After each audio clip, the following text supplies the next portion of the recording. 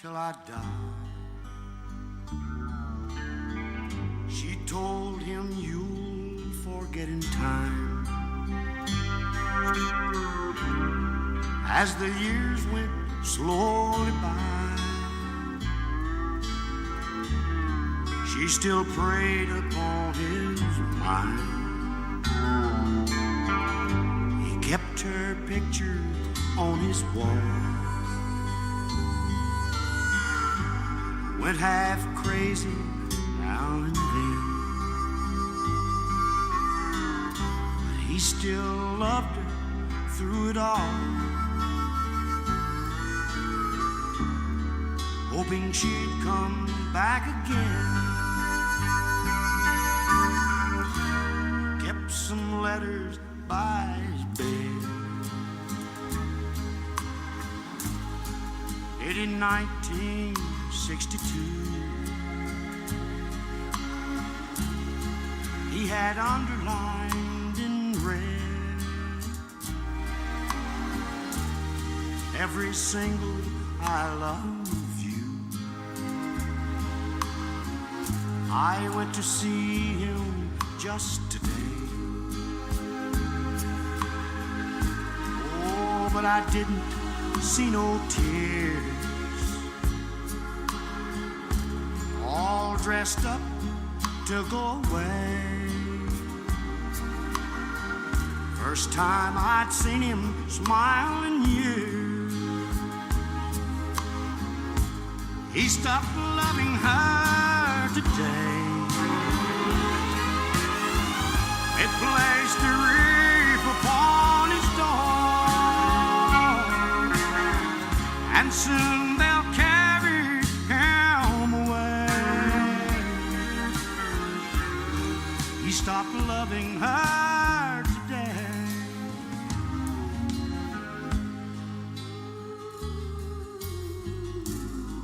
You know, she came to see him one last time. Oh, and we all wondered if she would.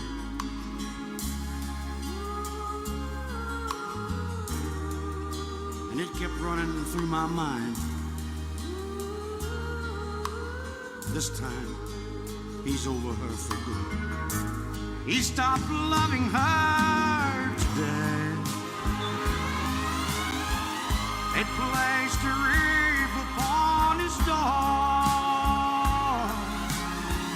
and soon they'll carry him away.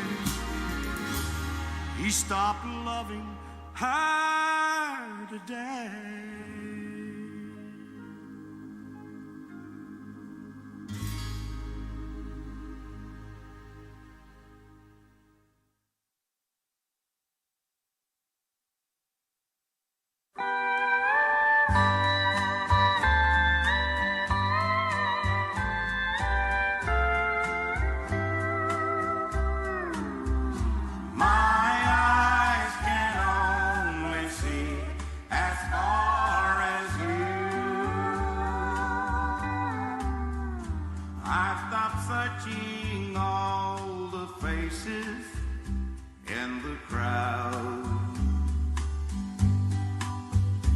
I don't ever want to find somebody new.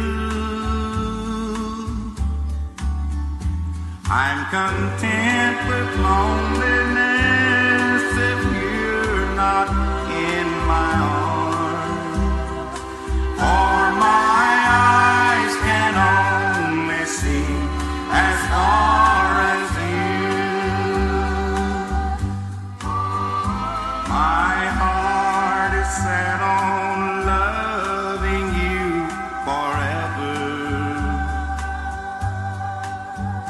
and your love is strong enough to see me through. It'll keep me holding on to you forever. 'Cause my eyes can only see as far as you.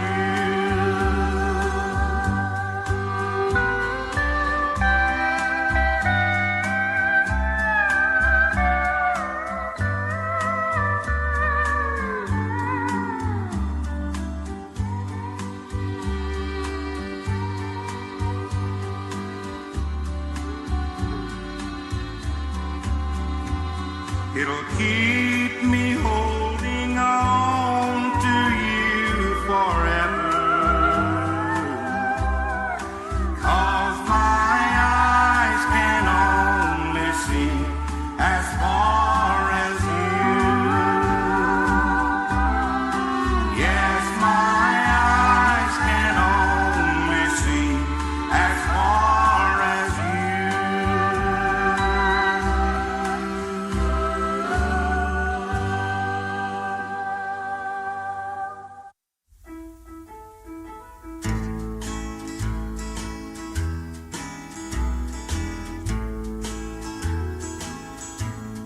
Sometimes they ask me if I'm really happy now.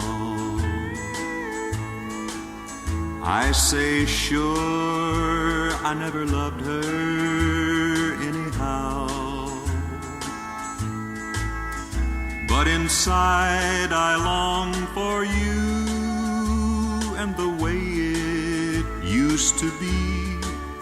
I look around and there's a heartache following me. I always say that I'm really glad you're gone. I even act like I never cared at all.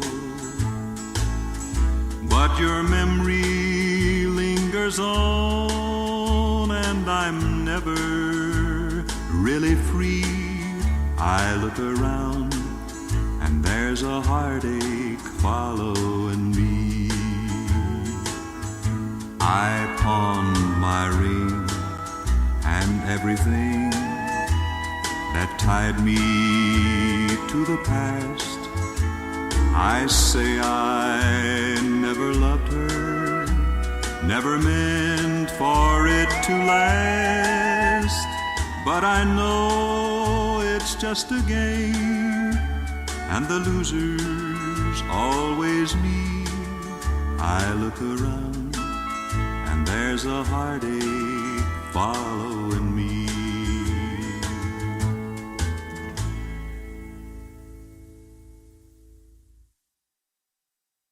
He said, I'll love you till I die.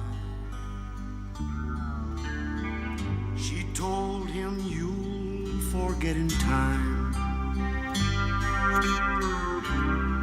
As the years went slowly by, she still preyed upon his mind. He kept her picture on his wall, went half crazy now and then. But he still loved her through it all, hoping she'd come back again. Kept some letters by his bed, dated in 1962.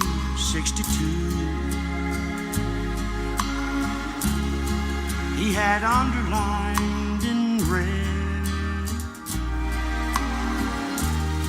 every single I love you. I went to see him just today. Oh, but I didn't see no tears. All dressed up to go away. First time I'd seen him smile in years. He stopped loving her today. They placed a wreath upon his door, and soon they'll carry him away. He stopped loving her today.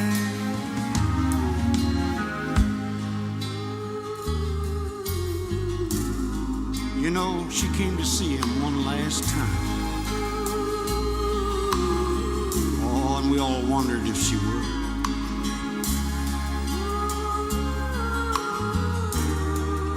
And it kept running through my mind. This time, he's over her for good. He stopped loving her today. It placed a wreath upon his door, and soon they'll carry him away. He stopped loving her today.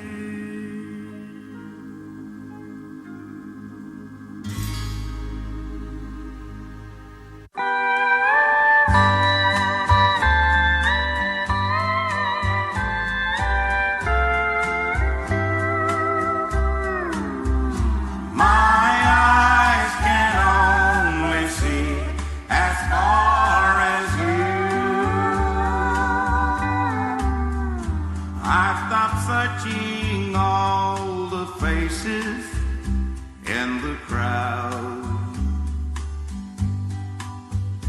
I don't ever want to find somebody new.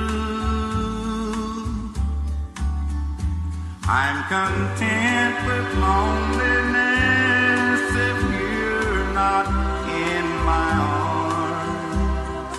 For my as far as you. My heart is set on loving you forever, and your love is strong enough to see me through. It'll keep me holding on to you forever, 'cause my eyes can only see as far as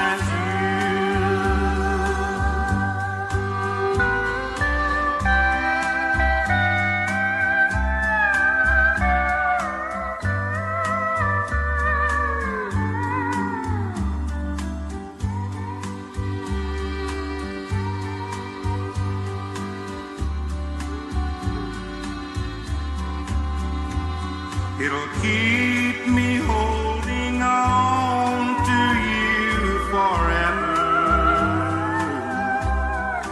'cause my eyes can only see as far as you. Yes, my eyes can only see as far as you.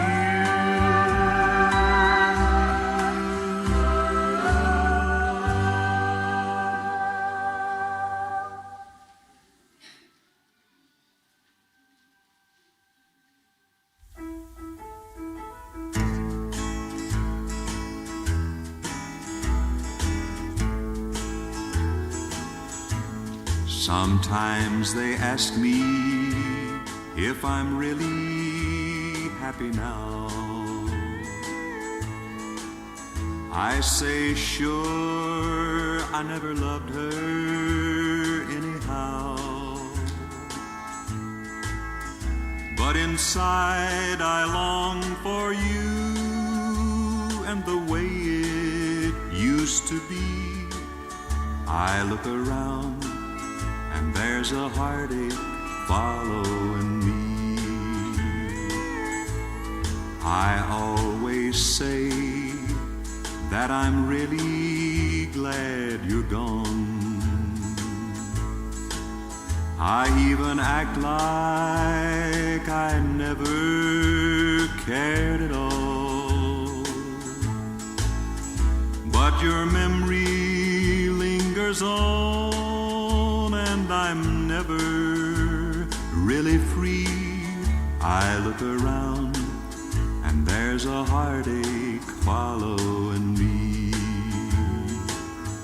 I pawned my ring and everything that tied me to the past. I say I never loved her, never meant for it to last. But I know it's just a game, and the losers always leave. I look around, and there's a heartache following me.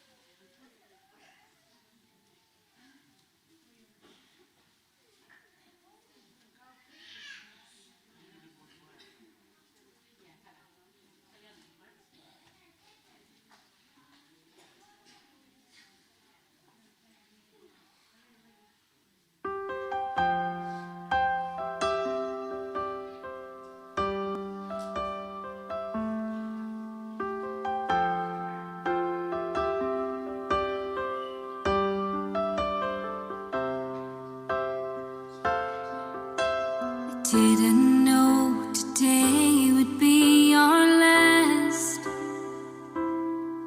or that I'd have to say goodbye to you so fast.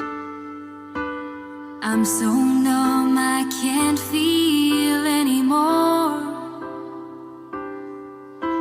I'm praying you just walk back through that door and tell me that I was only dreaming. You're not really gone as long as I believe. There will be another angel around the throne tonight. Your love lives on inside of me, and I will hold on tight. It's not my place to question, only God knows why. I'm just jealous of the angels around the throne tonight.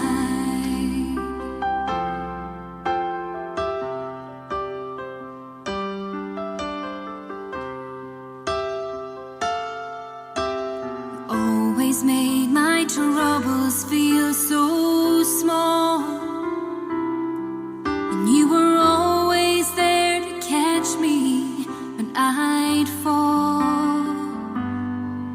In a world where heroes come and go, well, God just took the only one I know. So I'll hold you as close as I can, longing for the day when I see your face again. But until then, God must need another angel around the throne tonight. Your love lives on inside of me, and I will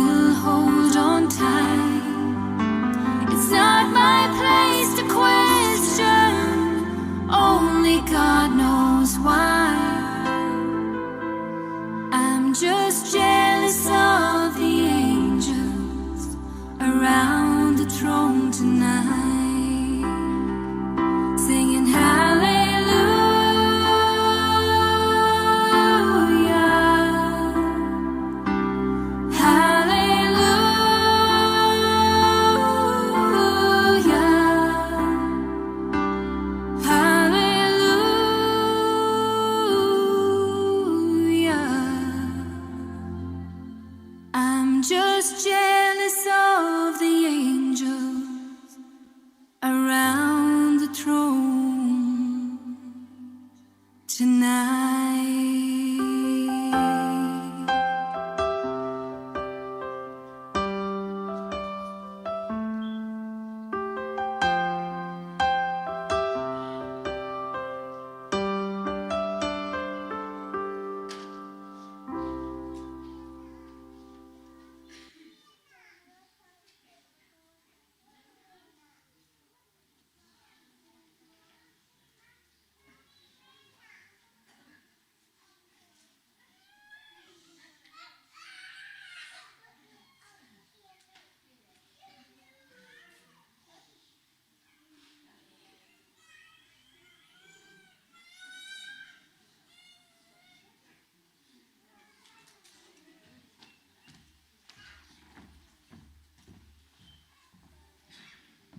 Well, good morning, everyone.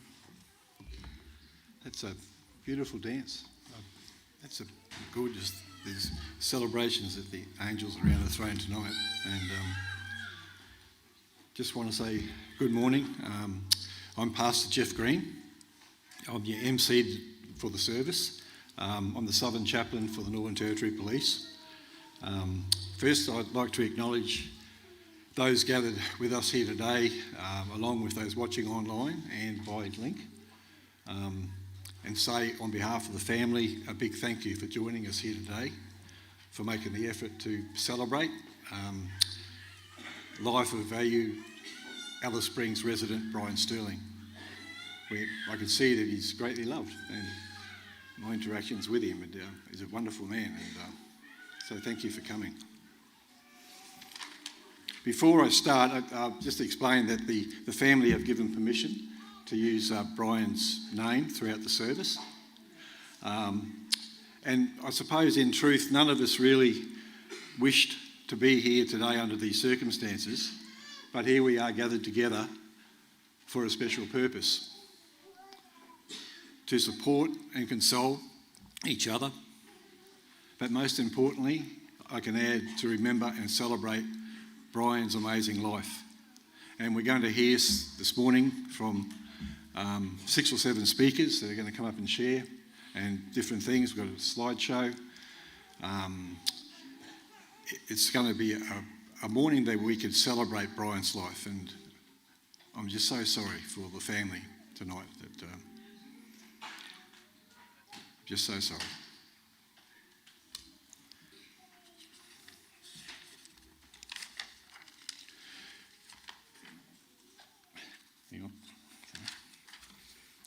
You know, when talking to Brian's family, his friends and his colleagues, he's been described in many, many ways. But before all good, I might add, he's been described in many good ways.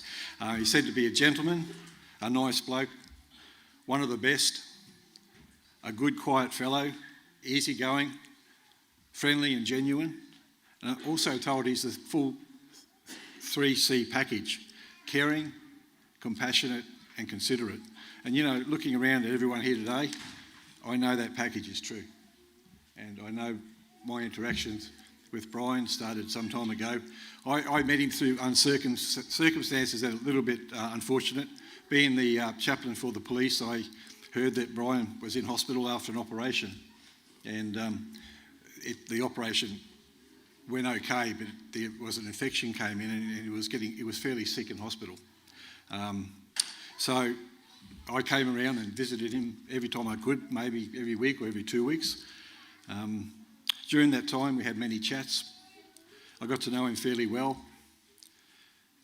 I'd take him something to read. But before going, I'd always pray for him. One day, I can recall, I handed him one of our Northern Territory. You've got to forgive me. These are reading glasses, so when I look at you, you're all fuzzy. Just me.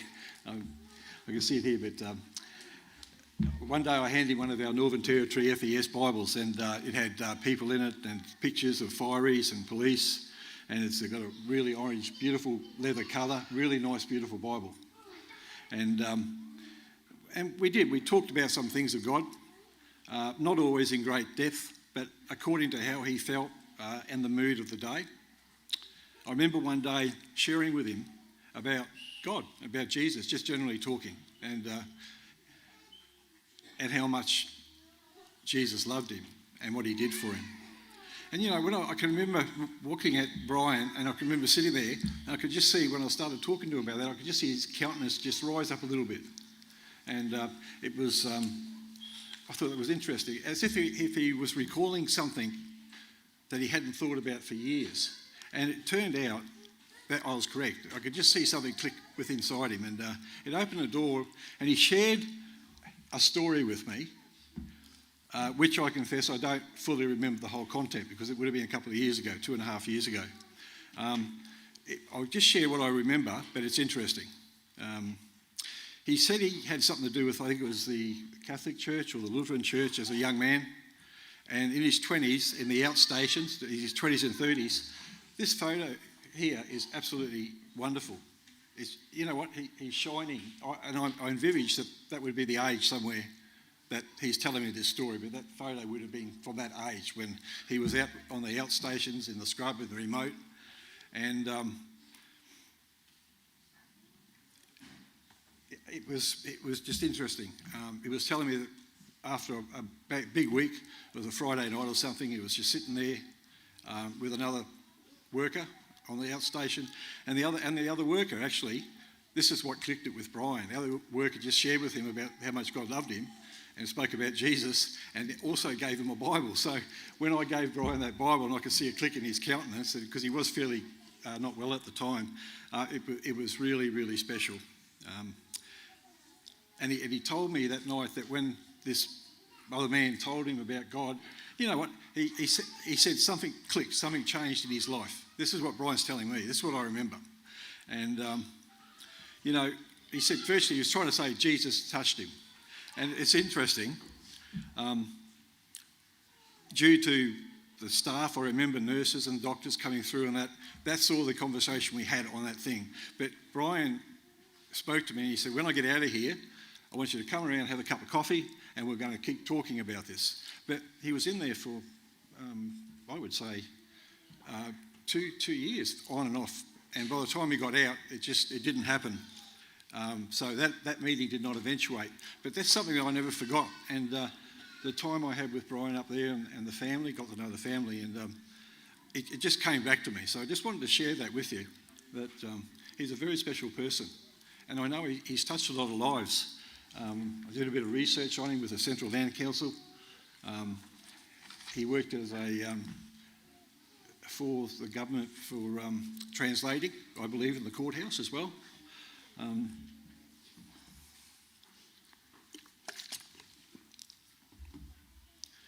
Now, that leads me to say a little bit about Brian, the senior Aboriginal liaison officer with the Northern Territory Police. It was pretty well known that regardless of what race, colour, creed, religion a person was, Brian went out of his way to help him, no matter what.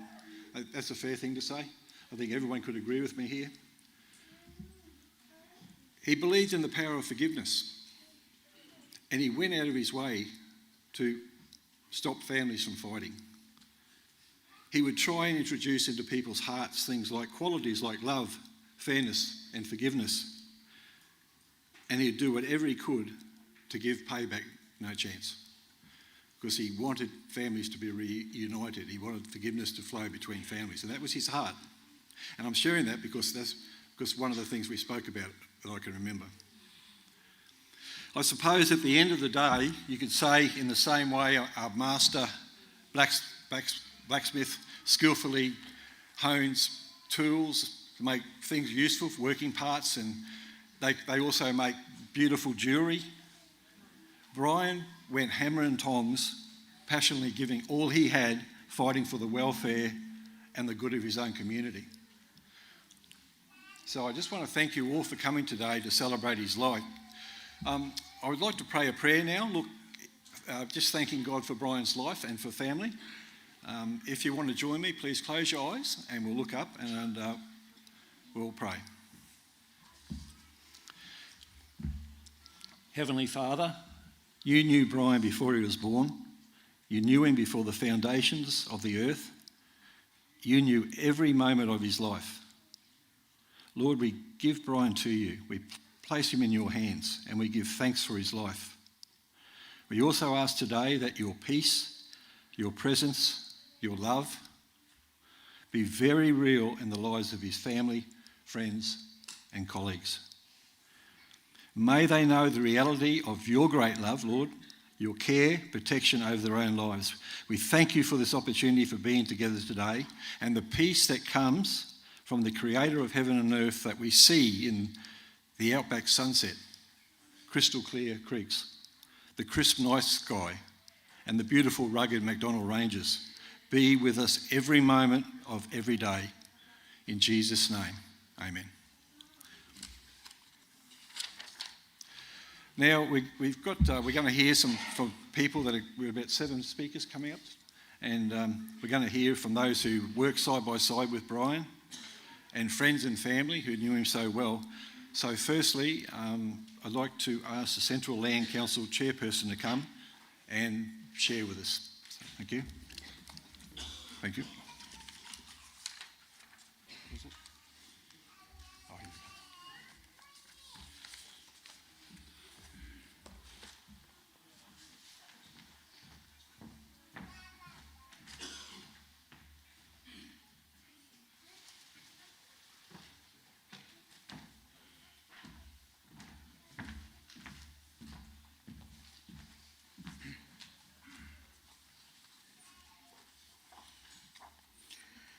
Good morning, families, friends. My heartfelt condolence goes out to Mr. Stirling and his family. My name is Warren Williams. I'm the current chair of the Central Land Council, an organisation Mr. Stirling was part of for over 15 years. Mr. Stirling joined Land Council in the late 1980s as part of the first ever CLC office in Alice Springs, located at 75 Hartley Street. Mr. Stirling was part of the regional services section, providing service to the CLC work across Central Australia. This work included land claim research trips, title handovers, council meetings, land management trips, and engaging with constituents across the region. He was a valued member, contributing to the land claims in the Simpson Desert, Tempe Towns, Loves Creek, Mandwich, Alcuda, and many others to the southeast and northwest of Alice Springs. He was involved in native title claim research in Alice Springs, Davenport, Mushinson, Victory Downs, Mount Doreen, and many more. He was also part of the many major events, including the survey of Alice Springs to the Darwin Railway Line, Kalgoorlie, and Badgerla Statehood Conventions, the 25th anniversary of the Aboriginal Land Rights Act, and the review of the Aboriginal Land Rights Acts. Mr. Stirling was a constant and calming presence during council meetings. He prepared hearty meals and supported land management and other staff in progressing the rights and wishes of traditional owners. Mr. Stirling's cultural knowledge and language skills were important foundation to how he undertook his work. His communication style and ability to engage with anyone were unique him. He was always welcoming to others and was a warm addition to any room. While working with the CLC, Mr. Stirling was elected as chairperson of the Liratupa Aboriginal Corporation, a role he cherished greatly as he was able to work with his family. Even though the work was challenging, his calm and steadfast nature provided steady guidance to the corporation during its early years, particularly when engaging with members, native title holders and stakeholders. Mr. Stirling's legacy lives on in the land rights work. He was a vital part of, and in his nephew Shane Stirling, who continues his work as a member of the regional services at the Central Land Council. Kumanjai will be sorely missed and warmly remembered. I remember Kumanjai. You know, as I was out just playing with South Football Club, he was always there supporting us on the sidelines. I was very sad to hear the news. So, goodbye, Kumanjai. We'll always meet one another in the land upstairs there. Thank you very much.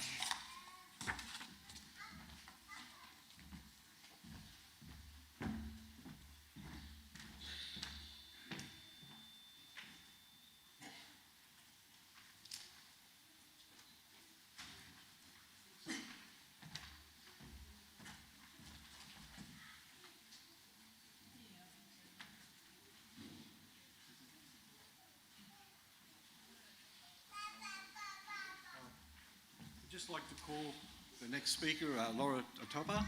Thank you, if you wouldn't mind stepping forward.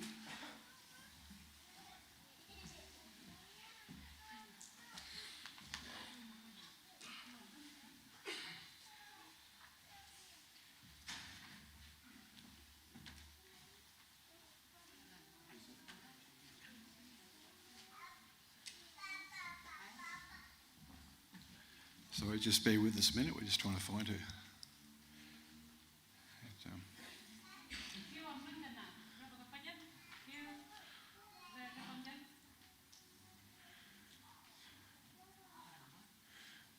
Okay, do you want me to proceed? Okay. We might call the Blomfield family up, if you don't mind coming forward and sharing.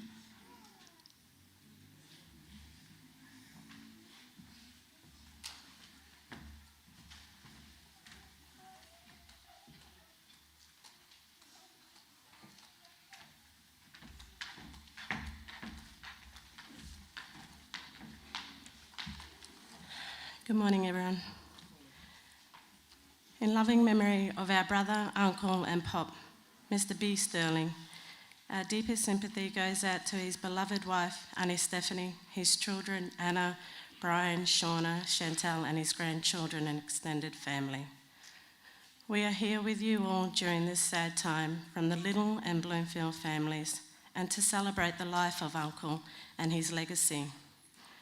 Uncle shared a long life family connection with our families, from his childhood travelling out to Ross River, visiting Grandpa Max Bloomfield and his family as they passed through on the way through to Santa Teresa. Dad holds fond memories of these visits in their younger days and remained brothers throughout their adult lives and continued through us today. In the role of the Central Land Council as a field officer, he supported many families, including ours, with the Loves Creek land claim. In later years, we also came to learn that his father was born at Loves Creek. Uncle was very proud to share that with Dad, and they continued sharing many stories together. The Golda and Stirling connection came through family ties with the Little family. There was always a close and enduring bond between Nana Dorothy and Grandpa Milton Little. Uncle played a significant role during the native title claim process for all traditional owners of Mbantua, Alice Springs. As a field officer for the Central Land Council, a traditional owner, he worked tirelessly to assist all families and provided vital family evidence. He was deeply respected by all traditional owners, and it was an honour to have him in the leadership role as the chairman for Mbantua Estate Group and the chairman for Liritup Aboriginal Corporation for many years, working alongside Anibab Satua and Karen Little Mum. He was a man we all looked up to as a strong and guiding leader for all our families. One of the milestones we had the privilege to celebrate with him was his 60th birthday, shared with close family and friends, a moment we will always cherish.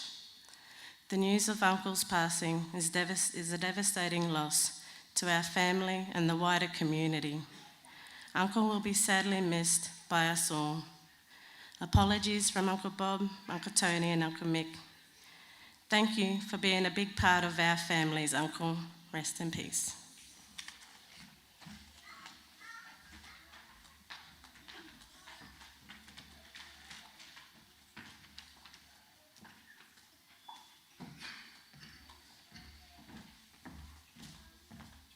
to ask the Gory Ronson family to come forward with a word. So,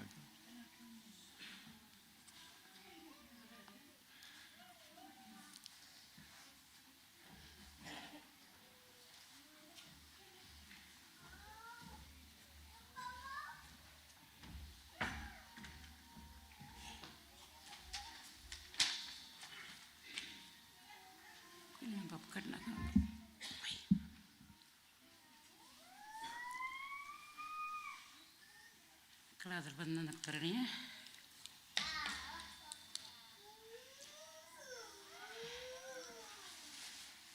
Nonang jala, tompo gon, nonan dandarak, and kuga nonagana. One of them,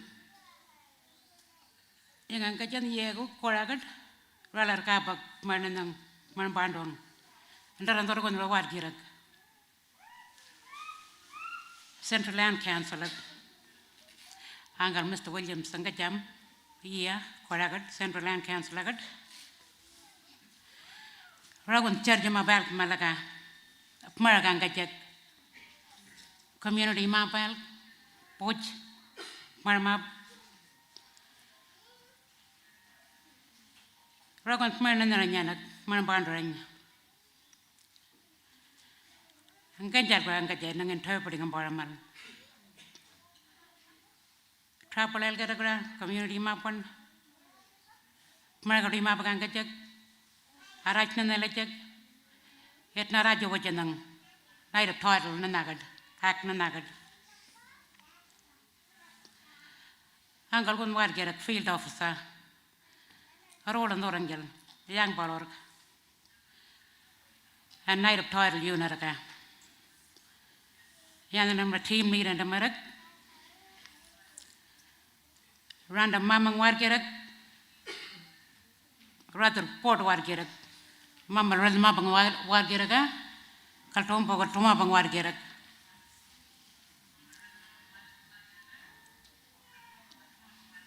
Nang nan mapang atlara, Uncle Mr. Plowing, Mr. Ellison, and Mr. Boogie. And I'll put mapa, name Gandor one Nangari, not never jagala. 2002, and Amra,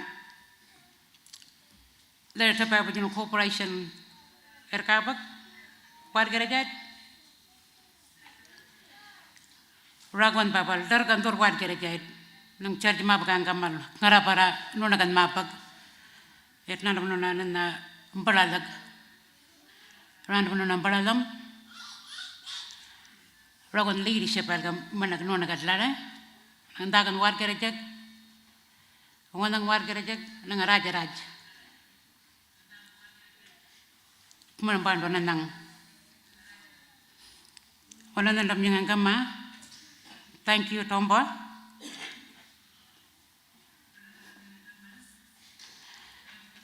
And Derek. I was just sharing a story about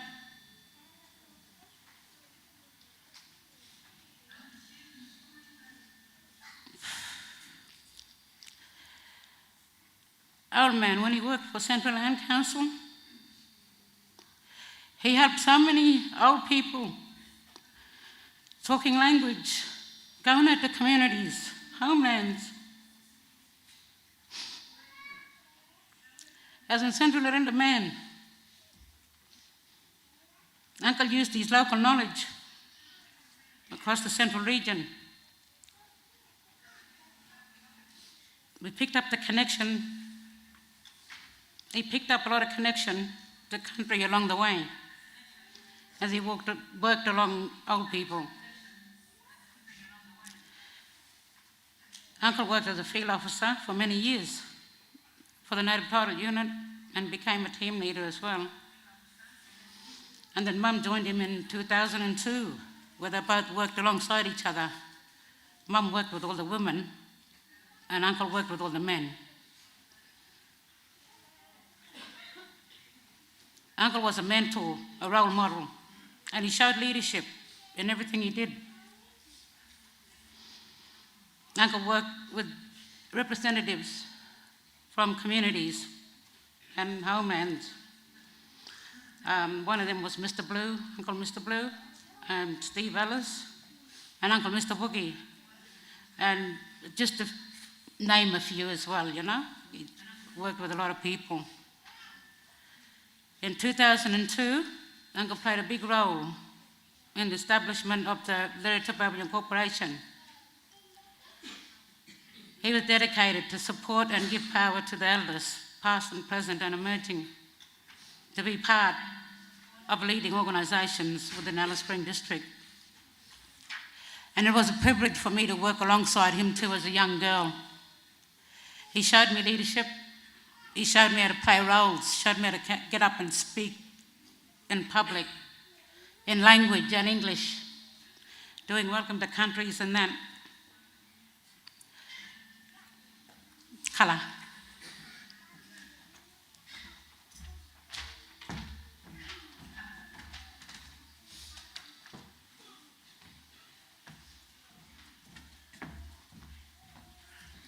Thank you, Janet. Would the representative for the Bell family be able to come forward? No, not here. Sorry? Oh, you want to read them there? Yeah, yep. I'll just go and get my pass. Yeah, you want them now? Okay. Just had a slight change of plans. They want me to read the condolences, so just bear with me. I'm just going to get my glasses.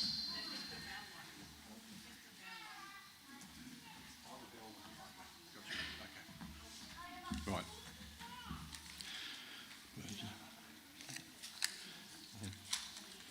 That one there? Okay.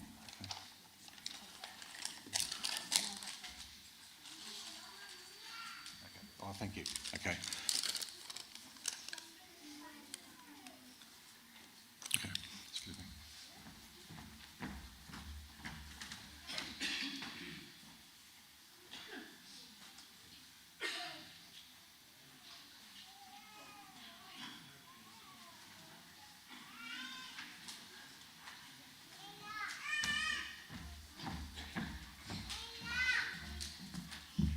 This is written to the Stirling family from the Bell Turner family.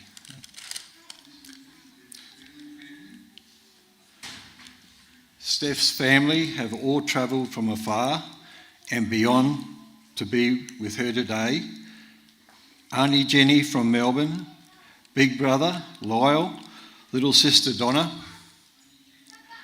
niece Roxy, Frankie, Kieran, and Lala, Swan family grannies, niece Melise, all from Queensland, Steph, hometown, Inala in Brisbane, postcode 4077, niece Sarah, husband Shep, family from Adelaide.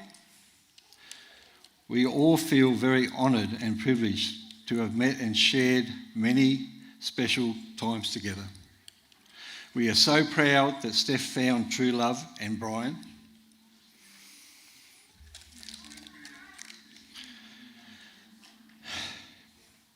Steph, he was your pillar with a calm presence, a true gentle giant. He will be dearly missed.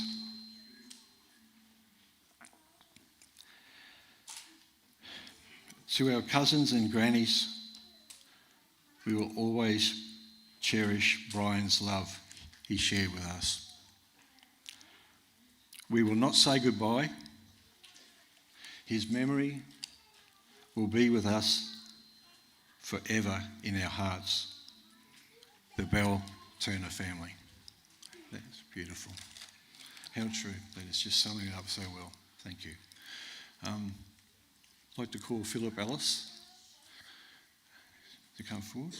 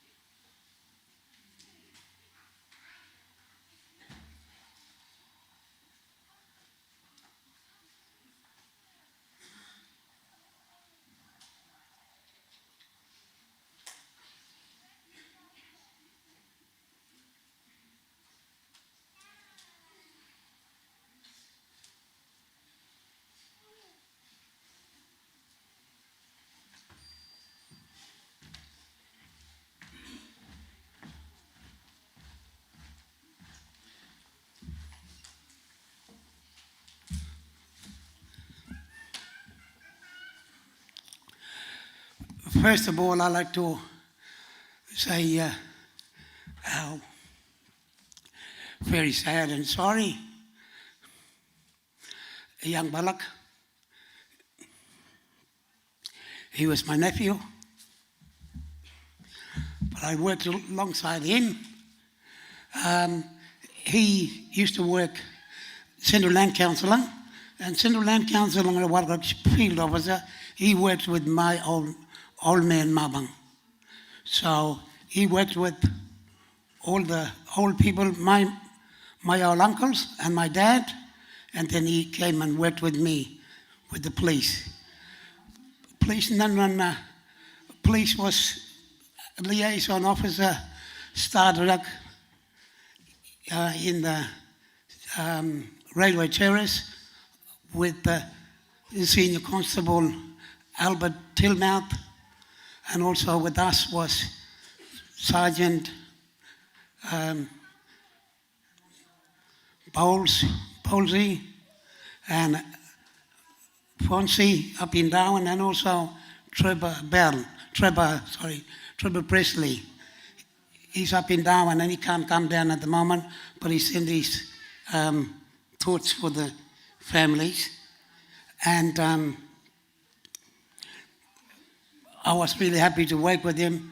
We got him to work Nunang because he had, like what Janet said and everybody else, he had the local knowledge.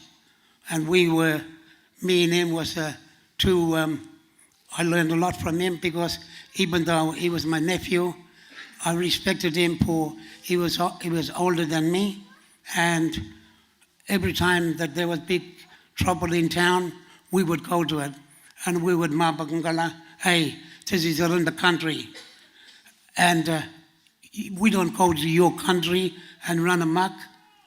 And always he showed that leadership. And now that he's gone, we got all the Arunta people, not only police, all the Arunta mob, we got to come together, go back to Luritopa and be strong and say, hey, we welcome everybody to come to Alice Springs, but behave. Because that's why he came and worked with me in Northern Territory Police as the senior ALO, Rawargarak, and that was his message all the time. Anybody fight with him, me and him would always go there. Because we had the power to go and talk to people, because we was a purgatory, because this was their country. And we're going to keep going. We got to be strong as Arunta people and keep going with the message. We welcome everybody, but people must behave.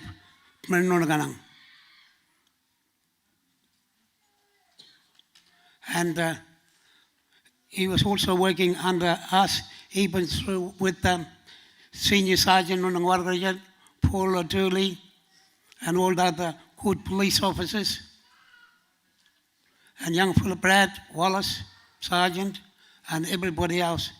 We worked with him, and he was very respected in our team. That's why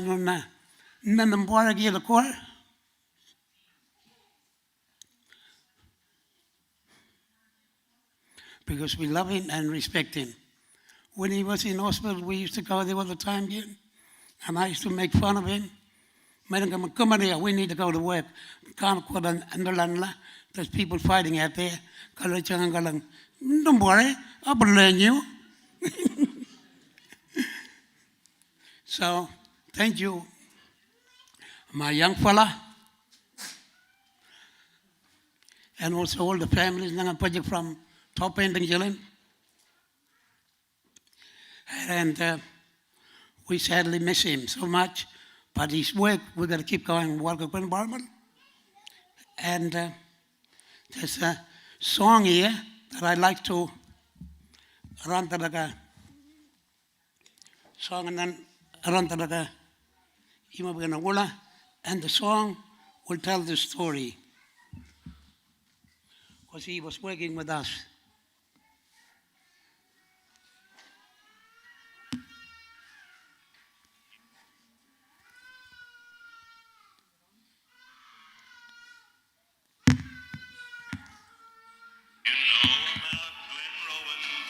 Is it coming out? Is it coming out? Listen to the song.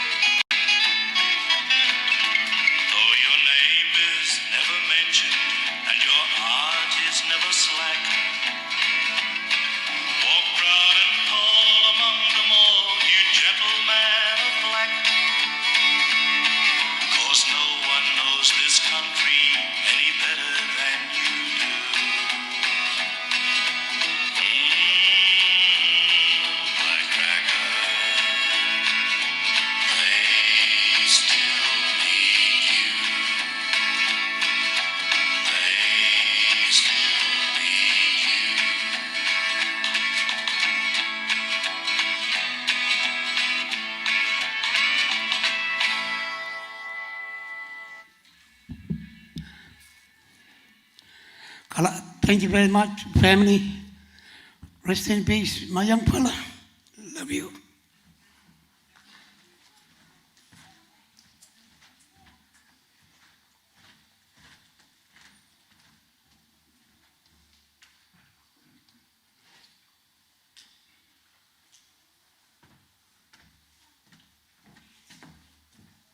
Just like to call up to the stage now Daryl Pearce, if you could come up and share for us. Thank you.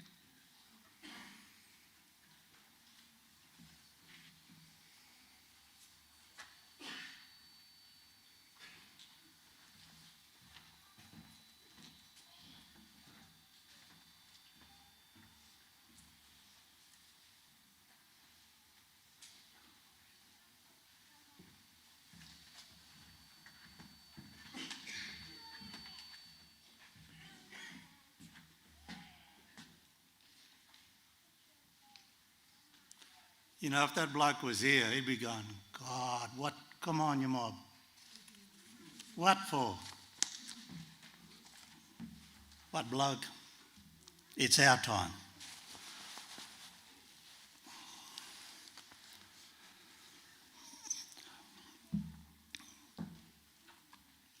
It took me a little bit of time to write this. And it's kind of interesting when you go, not another old white bloke up the front there talking. But let's go on a journey. Let's talk about that bloke. Let's not forget him as the man We heard all the stories for where he worked and what he did for others, but not many stories about who he was.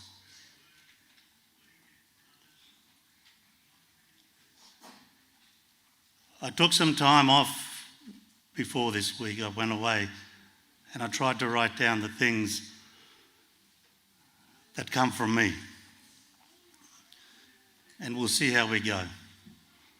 Family, friends, those who have travelled to be here, those who have stayed close, thank you for walking with us today. Before I speak of Brian, I want to acknowledge the old people, our ancestors, those who walked before us and those who carried the law, the stories, the songs, the names and the places and the responsibilities that made us who we are. They carried those things so we would not arrive here empty. They carried them so we would know where we come from. They carried them so that even in sadness, we would not be without direction. Brian and I come from the same family tree. Arumpu Arumpanja and Arumpu, their sons, and Charlie Makabila is my grandfather, and Arumpu's Brian's grandfather. Two brothers, two straight lines. From that first son come the Golder line and the Kunoffs. From that second son come Tom Williams's line, the Martins, the Pierces and the Williamses.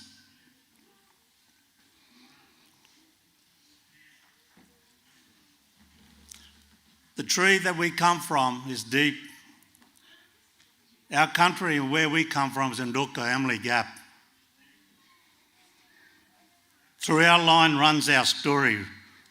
Nudnach, Caterpillar. Nobody talks about us. Nudnach is the range behind us. Everybody talks about the other caterpillars and not really understanding the story for this country. But that's all right. Let them.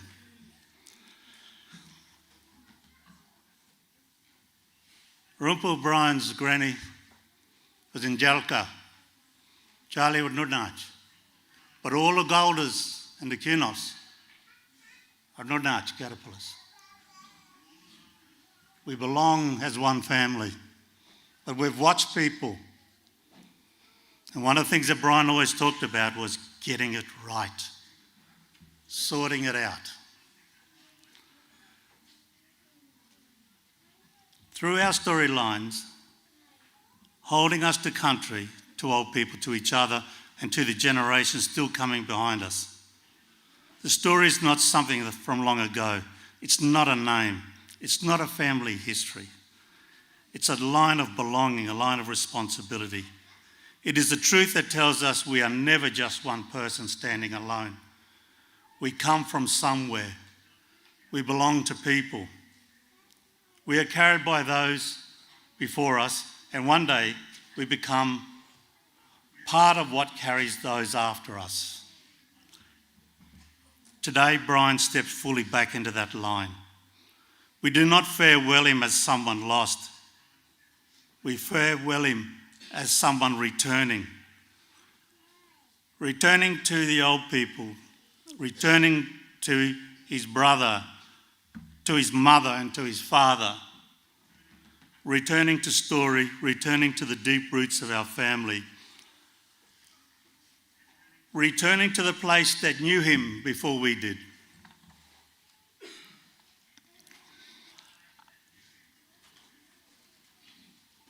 Brian could have gone two ways.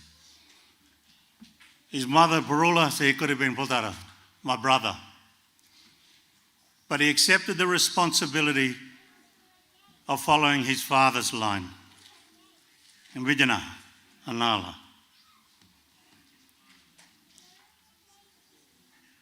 All old people from Adelaide Borside said to him, No, Carla, you take your father's, but you've got to look after mother's country.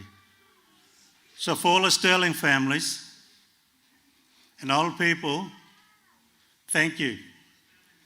Thank you for allowing him to focus on Mbara. This country is Putaraguare country, but his heart belonged to this caterpillar. It belonged here. But his cultural responsibilities, he knew clearly and he took them up.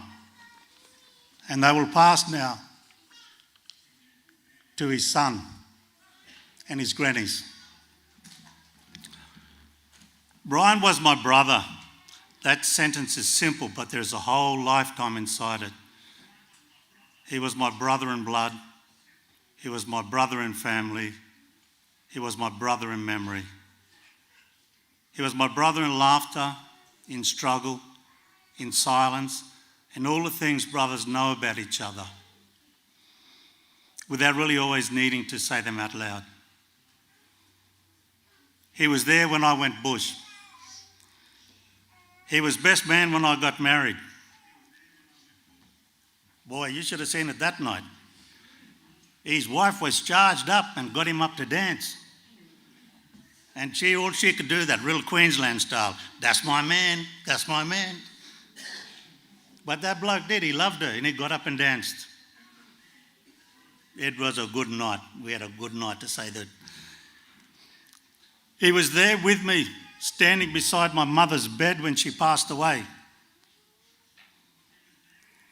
He was there with me when we put our son through. We played football together at South. Might be that coffin's shined up in Hawthorn colours, but that blue and white, that's the colour.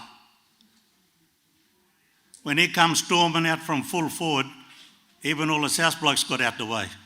We wasn't standing in front of him. But boy, we had some good times, to say the least. We worked together at Central Land Council at Luritupa. The stuff we're told Macklin for Hilpi, no, we're not taking your deal. When we first talked about it, that bloke used to just say to me, everything we come up with, supermarkets, all the stuff, he used to say, bloke, you sure? You sure? Yeah. All right, then let's do it. Trust. Brian was and remains a son. Brian was and remains a husband. He was and remains a father. He was and remains a grandfather. He was and remains family. He was and remains part of us. Because people passing change many things, but it doesn't change belonging. It doesn't cancel love. It does not cut a man out of the family tree. Brian's place remains.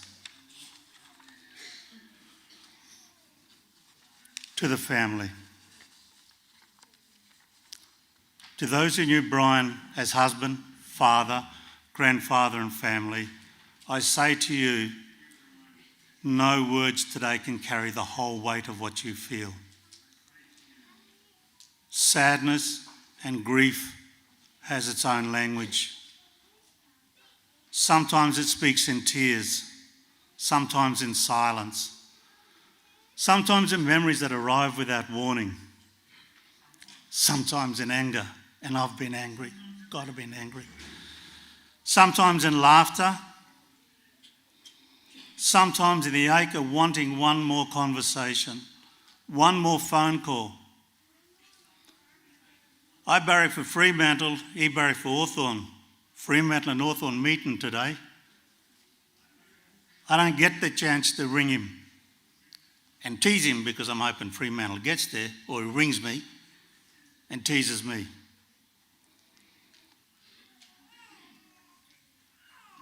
I find that so hard that won't come. I just want one more day, just one more day. But I know I will not pretend that words can fix what's happened. They cannot. Words cannot honour. Words can remember. Words can gather the pieces of a life and say this man mattered. All the stories and in the eulogy you read, you'll hear about the things that he did for others. Brian mattered. He mattered to you as family and he mattered to us as family. And his place in your lives and our lives is honoured here today. Now, to the man. Brian was funny. First church thing he told me about was when at mission, he knocked off a bottle of red wine. He was going out one door, priest was coming through the other. You know? He could come up with some funny things, true, that bloke, I tell you. Like I said, that first thing when he'd look at you and something happened, it can't be. And I mean, he was proper funny. He was seriously funny. Not the kind of funny that tries too hard.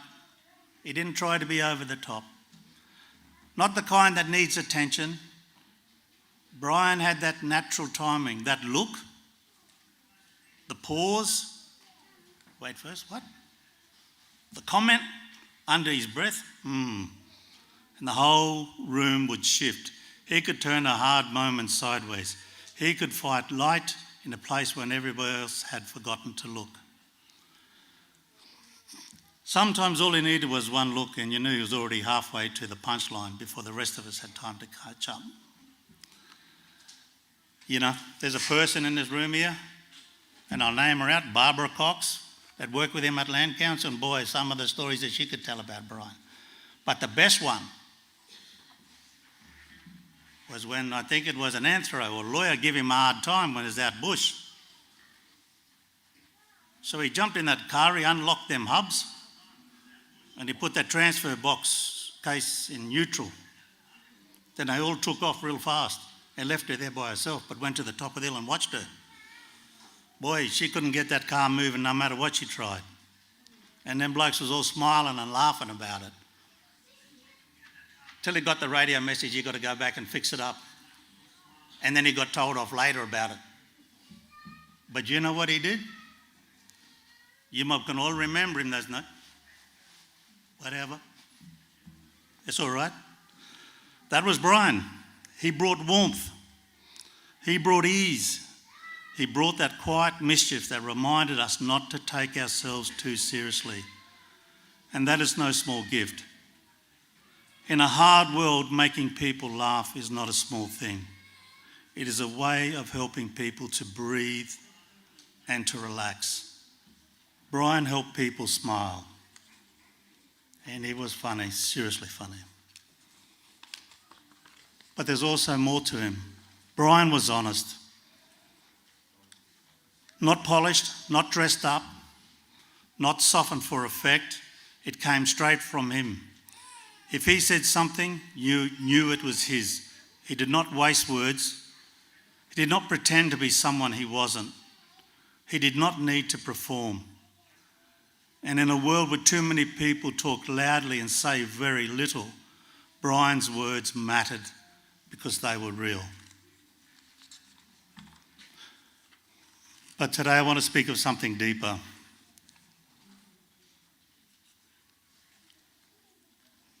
Because when we lose someone, we start seeing them differently. Not falsely, not perfectly, but more fully. We start seeing the things we missed, the things they carried, the quiet things, the hidden things, the things they never wanted to place on anyone else. I saw Brian as my brother. I saw the humour. I saw the strength. I saw the man who was there in his own way. But I did not always see the full weight he carried. And Brian carried things. He carried the burdens of life put on a man. He carried private worries that men too often lock away. He carried the weight that comes through generations, the weight carried by people who have had to keep going, keep standing, keep surviving, even when history itself has leaned heavy on their shoulders. Those of us who walk the path know that weight. We do not always need to name it. We recognise it in each other. Brian carried his share and he carried it quietly. Maybe because he did not want us to worry, maybe because he thought that was what strength meant. Maybe because, like many men, he had learned to keep the hardest parts inside. I thought he was unbreakable, my brother, unbreakable. I see now that no man is unbreakable. Some men are just very good at hiding the cracks. Some men smile when they are tired. Some men joke while they are hurting. Some men keep showing up because they do not know how to do anything else. And sometimes the people who look the strongest are the ones carrying the most. Brian was strong, but he was not made of stone. He was a man who hurt, a man who worried, a man who got tired, a man who kept going anyway. And maybe that was the love he knew how to give.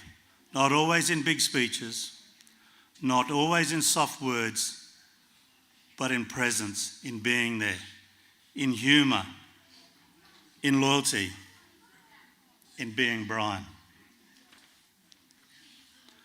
And that is one of the hardest truths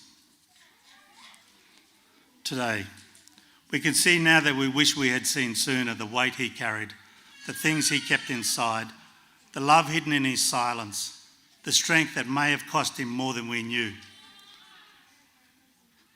It hurts to realise that sometimes we only give the full measure of a person after they have gone. So today, brother, I want to say the things that should always be said while people can still hear them. Thank you. Thank you for the laughter. Thank you for the truth. Thank you for the memories. Thank you for the parts of yourself you gave us, even when you were carrying your own load. Thank you for standing in our family tree with me. Thank you for sharing that line from Nduka. Thank you for being part of the Nordnach story with me. Thank you for being my brother. Brian was human. That is not a weakness, that is the truth. Like all of us, he carried contradictions. Like all of us, he carried wounds. Like all of us, he had private battles that not everybody can see, but he was real. And real matters more than perfect. Brian was a man who lived, a man who laughed, a man who carried things, a man who belonged to family, a man who belonged to story, a man who belonged to us. And that belonging does not end today. Because in our way, family does not disappear. Story does not disappear. Country does not forget. Old people do not forget. Brian's body may rest, but his place in our family remains. Every time we speak his name, he is still with us. Every time we tell a story about him, he is still with us. Every time we laugh the way he made us laugh, he is still with us. Every time we remember where we come from, Nduka, Nordnach, Aranda family, Aranda story, Brian is still standing there in that line.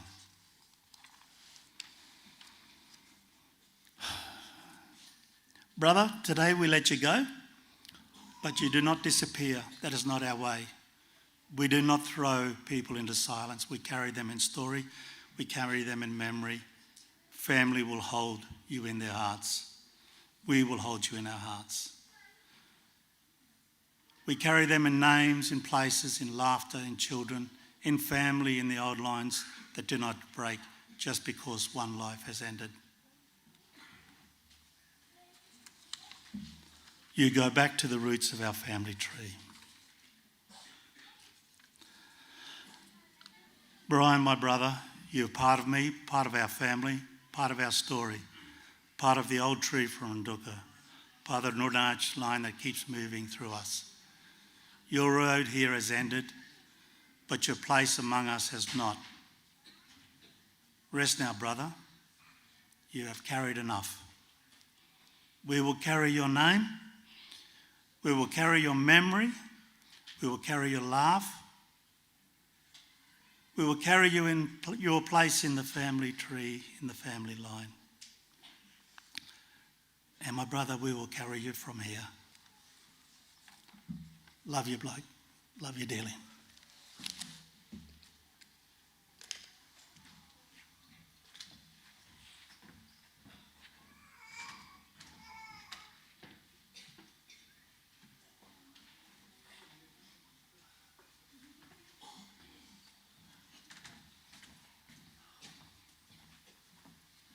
I've just got some letters here to read out, some condolences. So I'll just go straight into it. But the depth of Brian's life is amazing. Thank you, Dale. It's totally, it opens it all up. And I just, the way he lived his life and the example that he led, that's a good example for all of us here today, I think, to do the same. And that's one way that we can keep him in our memory, is by living our life the way that he lived his as an example, I think. I'm finding out more and more about this man, and really honoured to being able to engage him when I did, even though it was tough circumstances for him, I know that. But I'm glad that I've met him.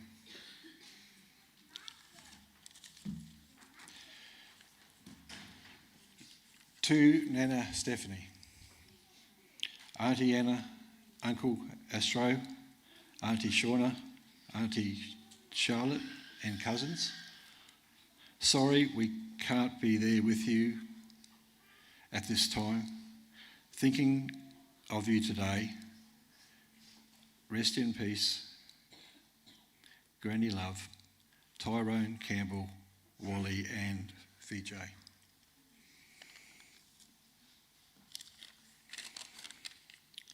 To Auntie Steph and family, Auntie Rosemary, Uncle Laurie and family, to the Stirling and Golder family and extended family. I'm very sorry I can't be with you at the service for Uncle. I will cherish my memories, grow up and living. Sorry, I just delayed. Oh, right, okay. Okay, gotcha. Sorry, I'm with you. I'm picking it up. Very sorry they can't be with you, Uncle. I will cherish my memories growing up and living back in the late 80s. At IPs? IIPEYS? It's okay. Sorry, I'll read that out. I just can't. Thinking of you, may the Lord be with everyone here today. God bless. Love from Lizzie and the family. We send our peace and love at this sad and difficult time to the Stirling and Bell, the Goldry families. Sorry we can't be there to say our last goodbye. God bless you all from Diana and Stephen and the families in Ingawalla, and Neil families in Mount Isa. Okay, thank you. Well, this is when the family have put together some really good slideshows for us now. This is when we can sit back and look at the pictures and reminisce and remember Brian. So we'll get that going and just enjoy the screens. Sit back and just remember.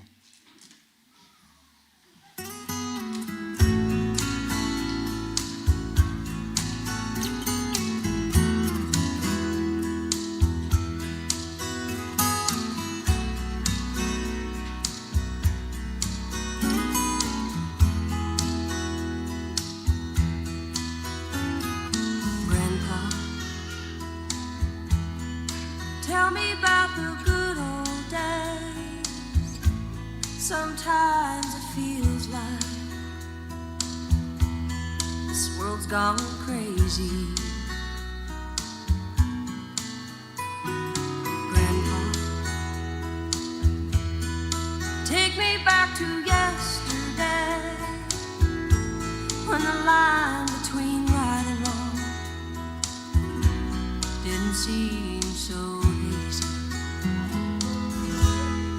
Lovers really fall in love to stay, stand beside each other, come what may. Promise really something people can't, not just something they would say. Families really bow their heads to pray. Daddies really never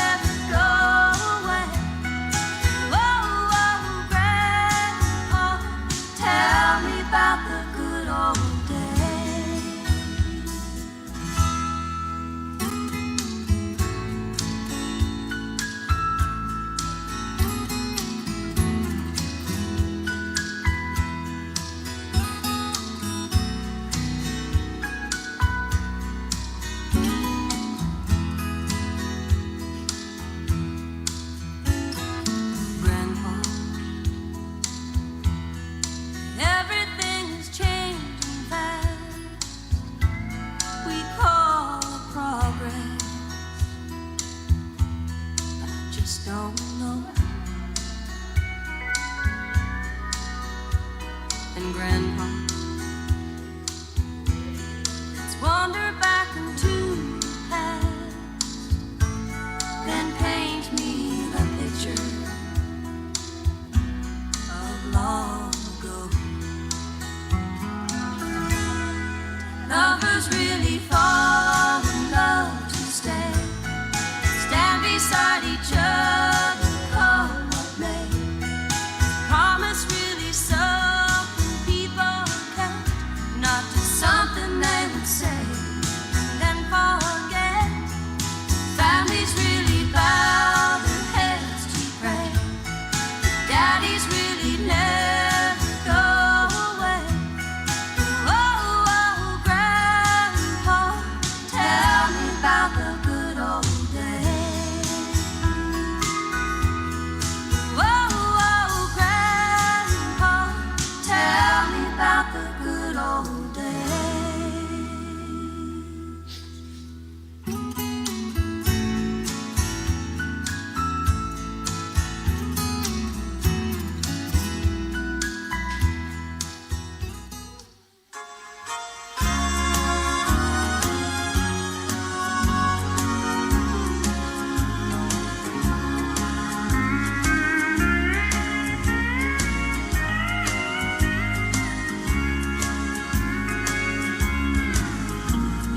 Now and then an old friend tries to help me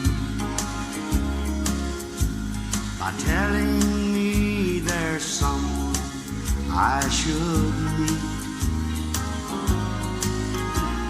But I don't have the heart to start all over, 'cause my heart is laying at another's feet. And you just don't put new patches on old garments. I don't want no one else on my mind. I just don't need nobody new to cling to. I still love someone I've known a long, long time.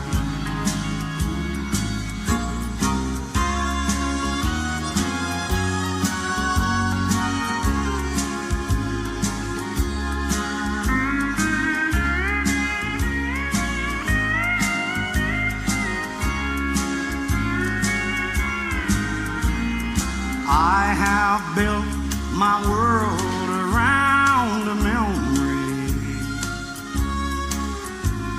and she's the only one that I let in. And every time I've tried to love somebody,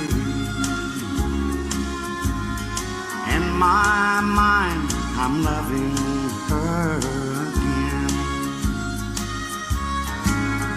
No, you just don't put new patches on old garments. I don't want no one else on my mind. I just don't need nobody new to cling to. I still love someone I've known a long, long time. I still love someone I've known a long, long time.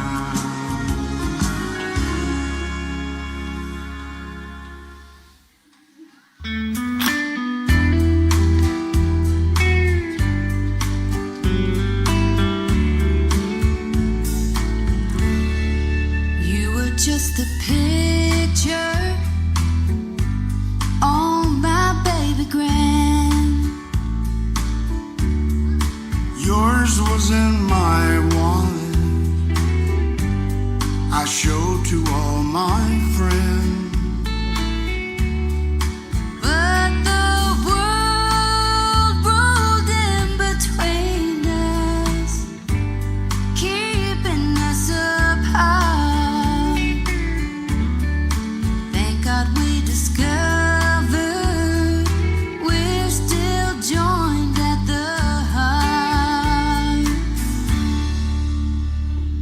you and me and time finally got together. I'm sorry that it took so long, but better late than never. The love we thought we'd lost was not that hard to find. It only took the three of us, you and me and time. I lost you to the spotlight, but kept you in my prayers. No matter where they took me, hon, you were always there.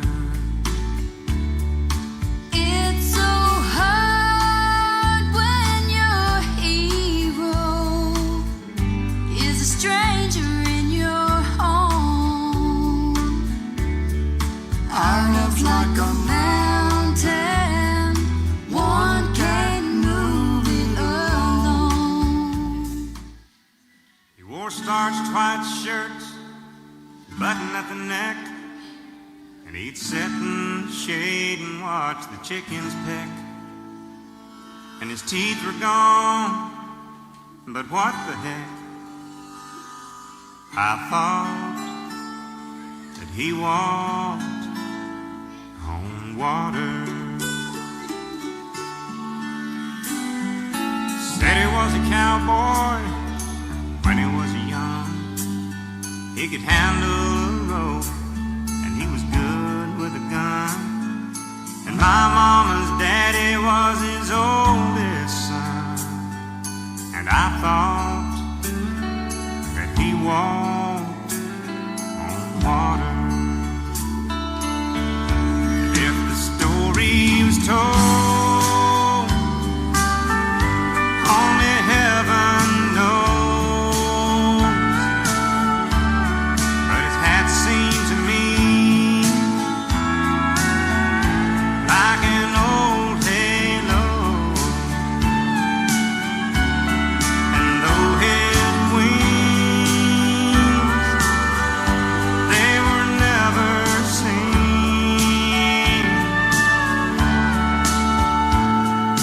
I thought that he walked on water.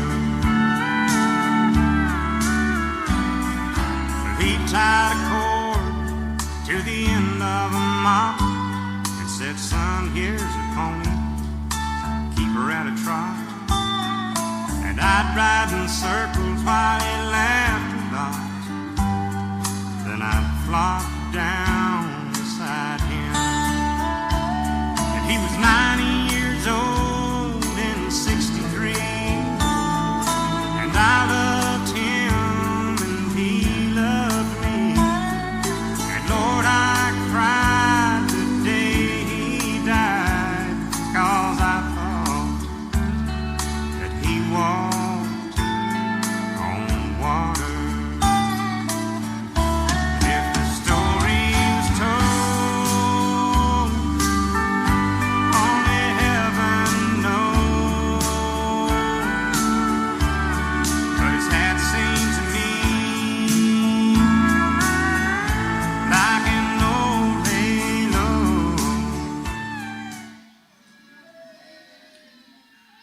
Trying to make me drunk or trying to make me dance?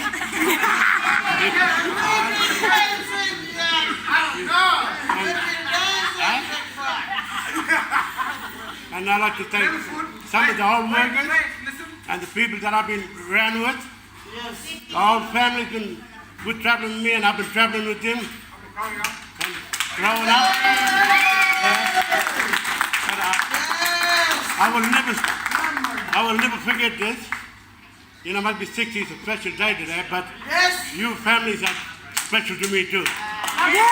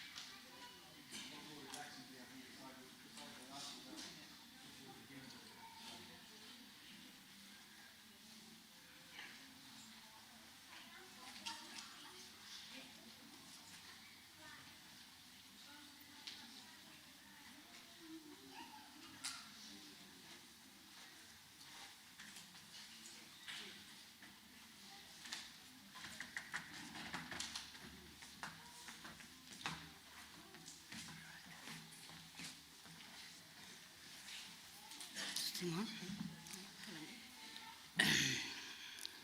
In life, we thank people for many reasons. For holding the door open, for helping us if we need it, and even for giving advice on things we might be unsure about. Whatever it might be, we always say thank you. But I don't think I ever said these words to you. It was always just a simple colour then. Hey, Dad, can I use your car? Or, Dad, you got $50? Or, Dad, did you buy a feed for these kids? Thinking about it now makes me realise words like that didn't seem right. I don't know why, but they weren't the right words. And it seems unfair to say it now. Unfair that you won't hear me say these words to you. Unfair that I only speak to photos. Unfair that there's only memories left behind of you. Unfair I'll never hear your voice or see you again. Sometimes feeling like unfairness can cause sadness. But I feel appreciation more than sadness. Appreciation of a pure gentleman who I was lucky to have as my father. You held me as a child. You helped me as I grew. You provided and cared for our family. You gave me advice and guided me to be who I am today. I want the whole world to know that you were the best father I could have ever wished for, and then you became the world's proudest and greatest grandfather to my children. You told me a long time ago that I'm not supposed to cry, and even though tears do fall, and they're not tears of sorrow, I now cry with tears of honour and pride to be your daughter. So thank you from the bottom of my heart. Until we meet again, coloured and dead.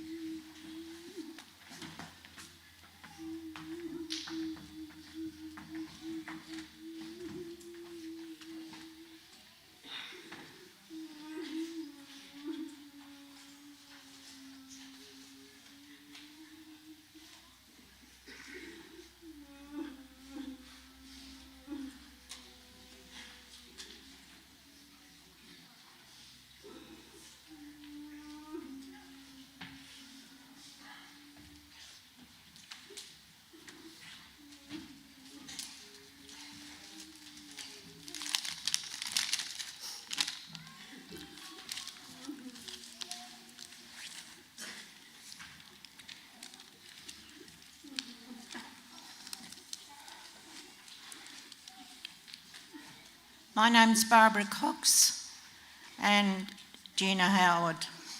We worked with Big Fella at CLC. I would just like to read out a short one. It won't be as long as yours, Daryl. We are all here today to farewell a very special person to a lot of people. I had the privilege to have known Big Fella most of my life. And I can tell you, he was one in a million. A kind, gentle, and very knowledgeable person. We both started with CLC when the office was in Hartley Street in the Regional Service Unit. I was the coordinator of that unit, but it wasn't like that. All of us that worked in there were like family. We worked hard together, took care of each other, and always respected each other. We had lots of laughs, sad times, and great times. While at the CLC, Big Fella travelled all over the country and into other states, Queensland, WA, and South Australia. He worked with all different language groups. People loved him wherever he went, and he made long life friendships with them. This is the kind of person he was. He worked on the Alistair Darwin railway line, doing the clearance as far as the Murrinjoy near Elliot. Don't ask me how many tyres a day did he and others repair. While doing this work, he saw lots of amazing places and country, places that people have never seen. All in all, Big Fella enjoyed working with the CLC and the people. On behalf of some members of my family who couldn't be here today, we would say that whenever we are out bush having a cup of tea, we will remember you drinking tea out of that 44-gallon drum pannikin of yours. On behalf, we say farewell for now, big fella. Rest easy, mate. Thank you.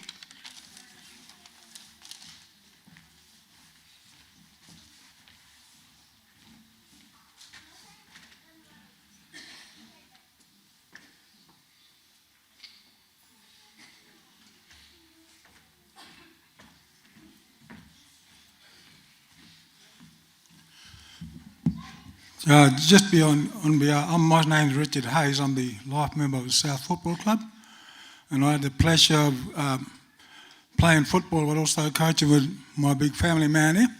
And we shared a lot of times and pleasures, but also he brought a lot of humour to the club and to our players, but also he brought a lot of our families to play with our club. And for over 10 years, we were successful in 3 premierships, and the last premiership that we played against, not played against, but we were coached against was Westies, and we were joint coaches, and it was a privilege to have him alongside me because he also was a mentor to all the players that were there, but also to our families.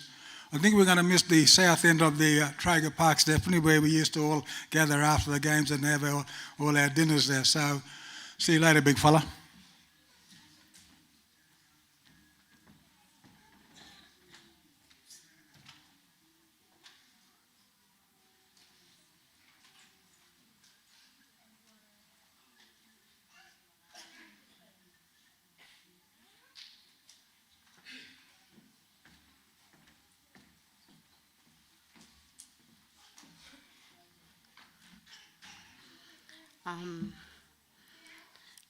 I just want to talk on behalf of the Corrie and Ronson family.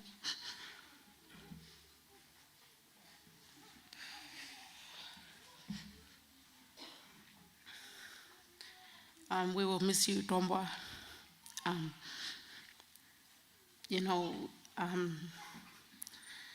In the booklet it says how him and the siblings will go back mission on the on the truck. And our aunties always, tell us that story, how no matter how many times, they'd moved back to town, and there they would be in the back of the Bedford truck amongst all the rations, always running way back over there.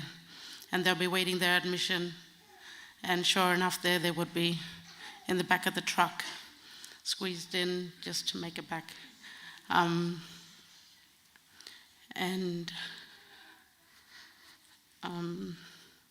So I don't know why he found it such a shock that his daughter would keep running back to mission. And he would say, why you want to keep going back to that place? And then Mandama would say, oh, well, wonder where she got it from. But just, over the last few years, we all made it back to Ilwilby. Manda moved back to Ilwilby first. And then now being your neighbour, which, I miss having you next door.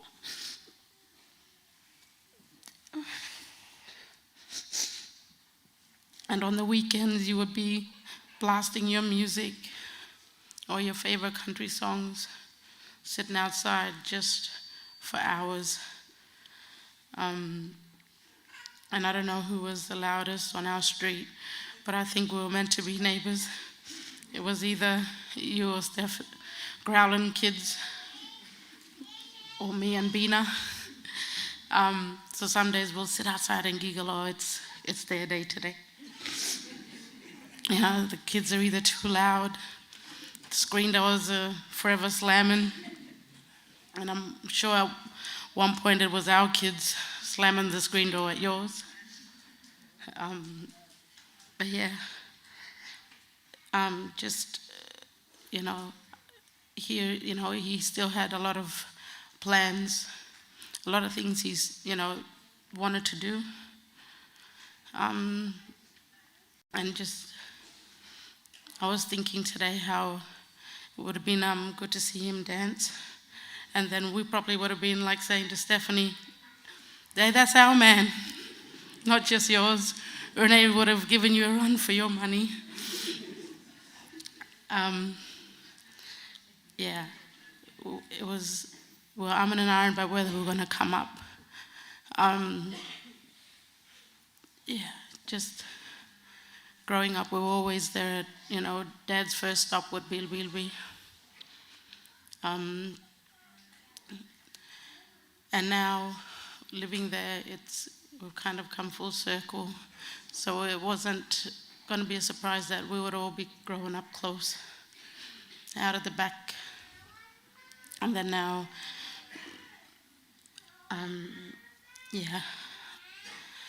just he still had a lot of things that he wanted to accomplish, even though it sounds like he's done so much.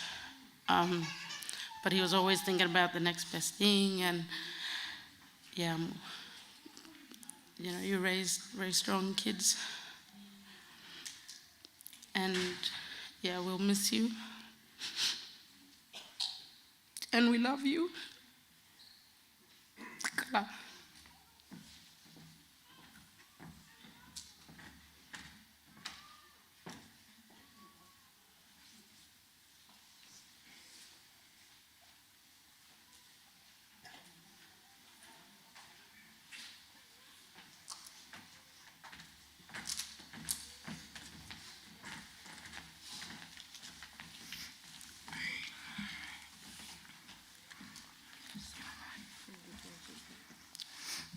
To Grandpa, those special memories of you will always bring a smile on her face. If only we could have you back for a little while, then we could sit and talk again like we used to, and listen to all the stories about what you used to do when you were working. Telling us about the days when you worked, where you traveled, and places you've seen.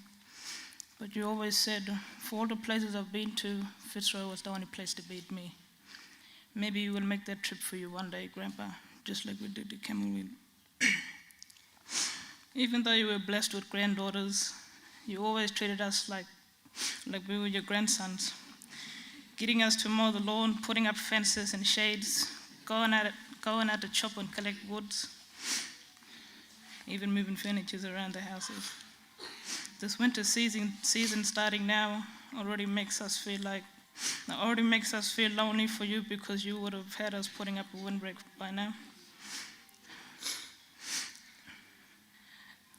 It was never any of your grandsons. You would always call out for us. It was always Mikalesha and Kaya. It might sound rough to others, but us girls felt special. That tough love you gave us will always make lifelong memories for us. Maybe it is a special way of treating us, the little things about life. Growing up, we simply knew you as Grandpa, but now we realize you are more than that. Then there was a side of you that we will miss the most, a soft, caring, gentle, and humble giant with the biggest heart, biggest hands, and biggest feet. Our Grandpa Bigfoot.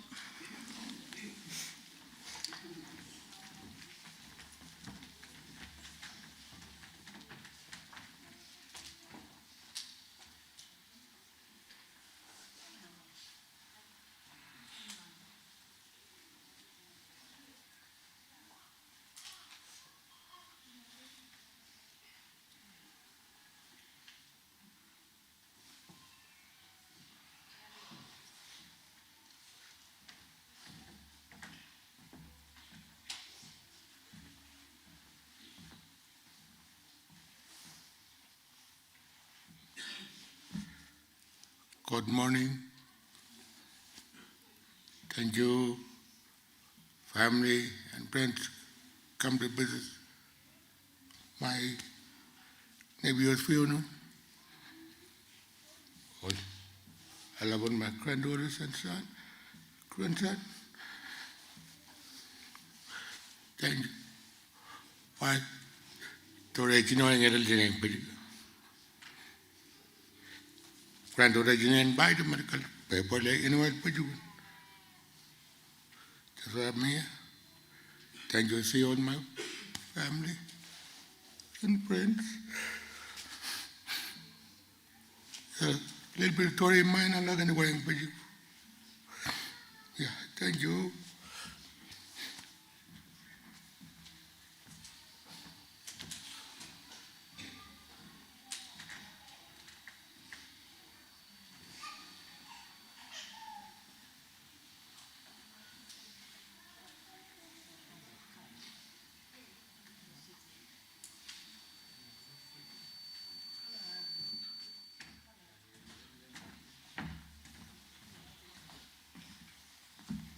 Well, this is the part of the service where we get ready to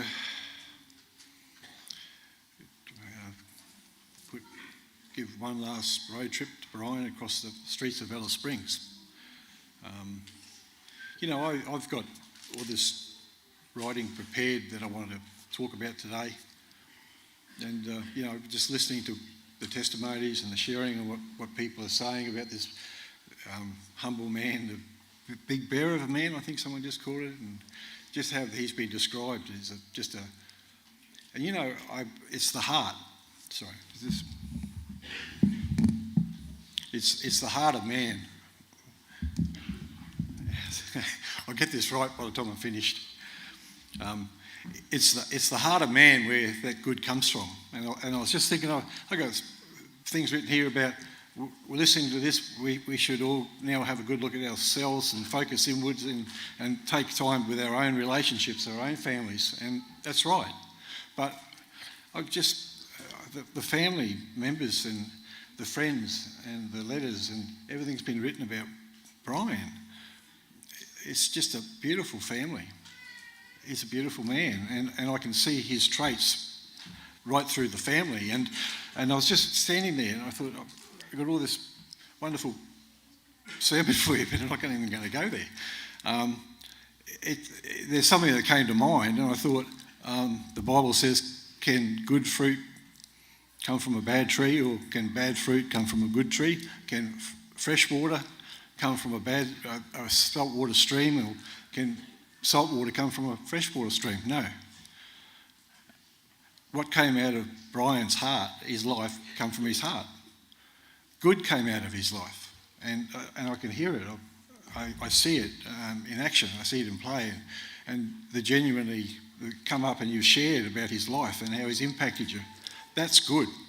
Now that good comes from a good tree. That good comes from a good heart. And I was just thinking about it, and I thought, where did that come from? And I know it's implanted in his family and his upbringing and all that sort of thing. But at the end of the day, I give thanks to God. Because Brian had a giving, caring heart. He's still got a giving, caring heart. He's got one. And he cared about people. But that was a heart that gave. It actually gave. It didn't take it in all the time. It gave out. It gave out. It kept on giving. And I thought about, and I just thought I have to share, it was about God. That's where his heart came from. God gave.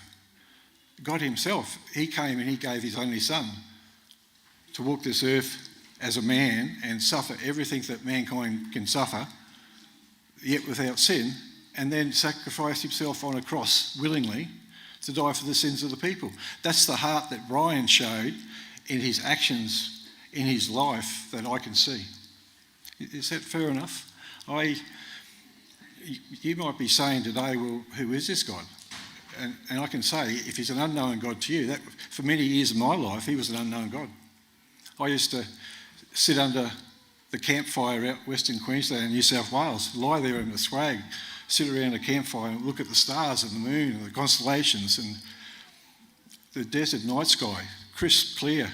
But it just amazed me. I used to think, I haven't always worn the chaplain outfit. I haven't always been a pastor. I've had 18 years policing experience, but these are the questions that went through my mind. There's got to be a God. This thing just didn't happen from nowhere. So I'm just saying that I recognise that the heart that this man carried, with everything he's done through his life, it can only come from above.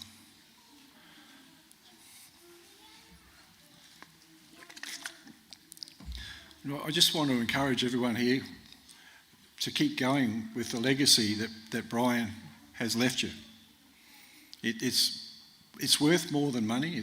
It's worth more than gold. It can impact, and it has impacted a whole, not just one community. I can see it's impacted. How many would you pick? Everywhere he's gone, he's taken something with him, and he's installed it, planted it into the community. Is that a fair thing to say about Brian? That's what I'm picking up. That's what I'm hearing. This man up at the hospital, when I met him, he was in pain, but he was so humble, and he did have a great sense of humour too. I have to laugh at some of the things he'd say. He's quite cheeky, really. So I just want to follow in his footsteps. I believe it has to be a higher power that you're following as well, because that's where he gets his strength from. So I just want to encourage you today that God loves you all. He cares about you. He knows you intimately. He knows you personally. He knows the number of hairs on your head. He knows the words that you speak before you even say it. He knows what you're going to do during the day. And he's the one that gave first. He gave his son. And it was through that Brian is a giver.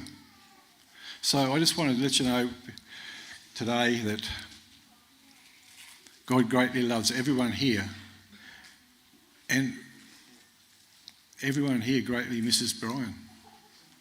And I'm so sorry that he's gone. He's in our memories. He's living though. He's in another place. He's in heaven. And he is alive. So we're going to say goodbye, but I know Brian wanted to have one last trip across the city. So I'm going to hand it over to Father Lewis, but we're just heading out to the cemetery. If you'd like to join us, please do. We'd love you to come. And then after that, there's 3 o'clock. I think there's a wake on at Eastside that everyone's welcome to come to. So I'll just hand it over to Father Lewis, and thank you for coming today on behalf of the family and myself. And it's been an honour to be able to do this service today. I just want to say thank you for having me. Oh, okay, well, lovely. Yeah, up to the stage or down? We've got one performance coming up too, so didn't realise. So they're going to do it now? Yeah, okay, sure.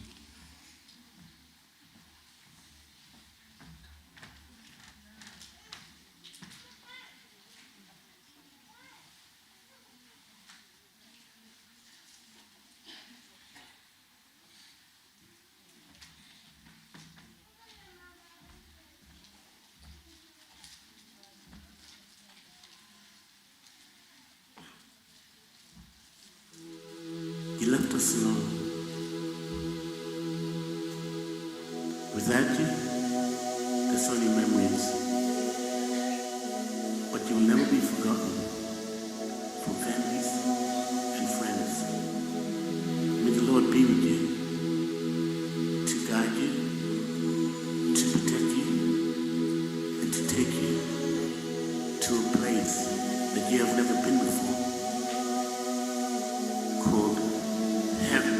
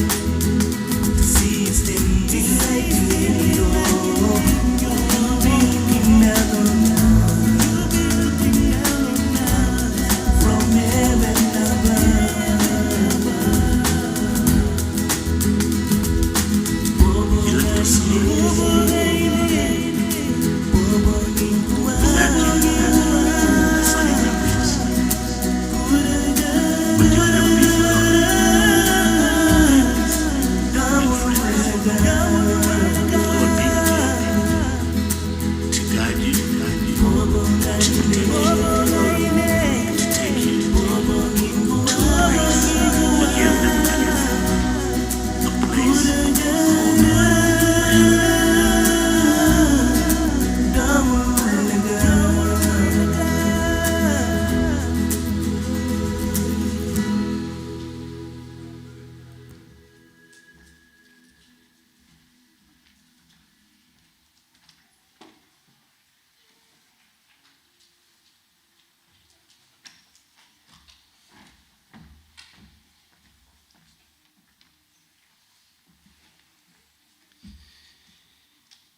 Dear family members, friends, and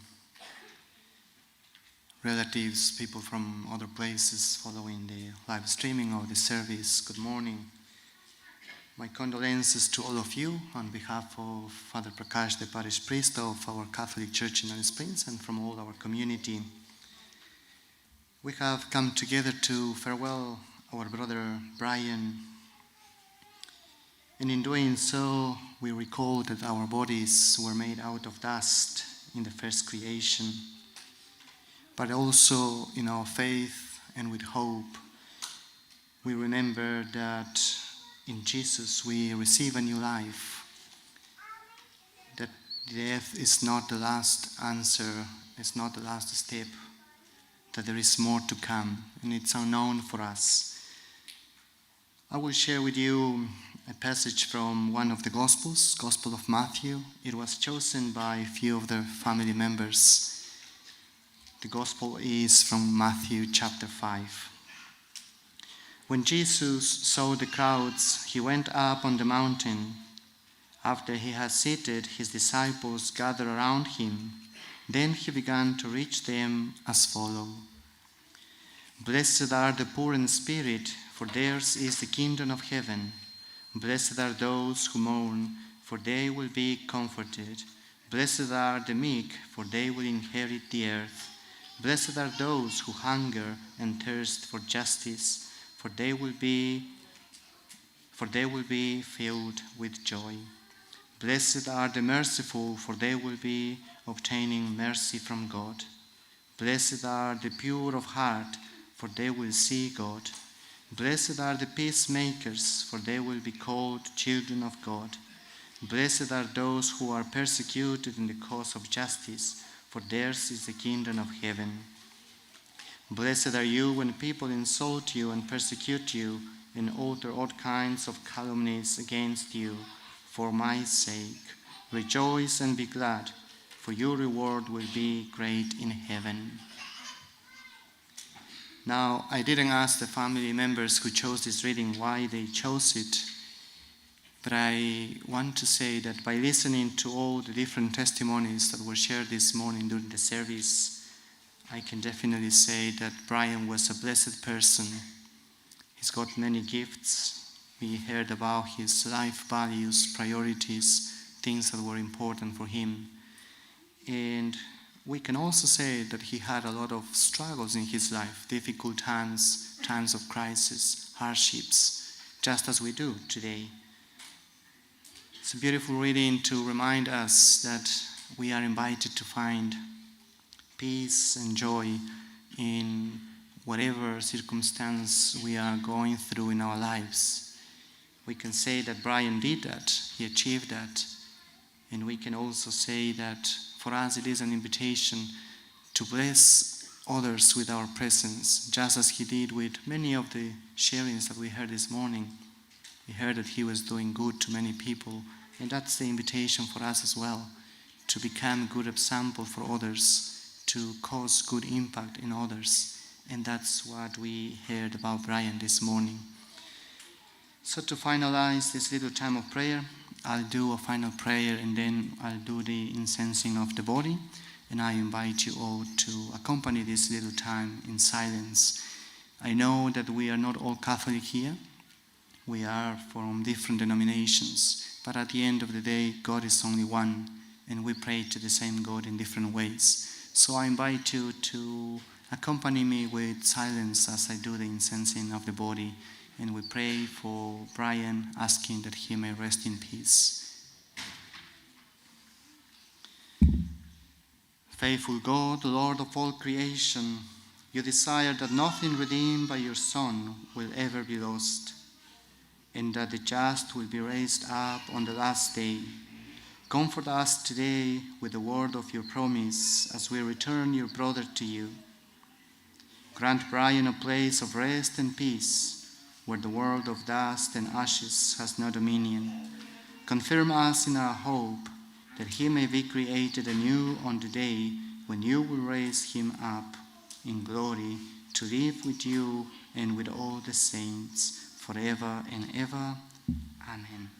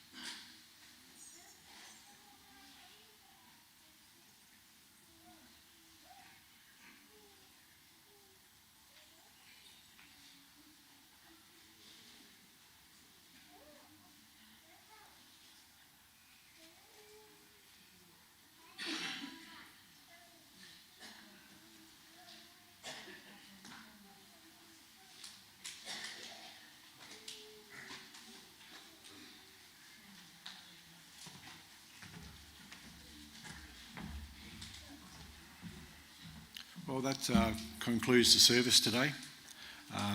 We're heading out to the cemetery now, if you'd like to join us. And once again, thank you very much for making the effort and celebrating Brian's great life. Keep safe, and God bless you.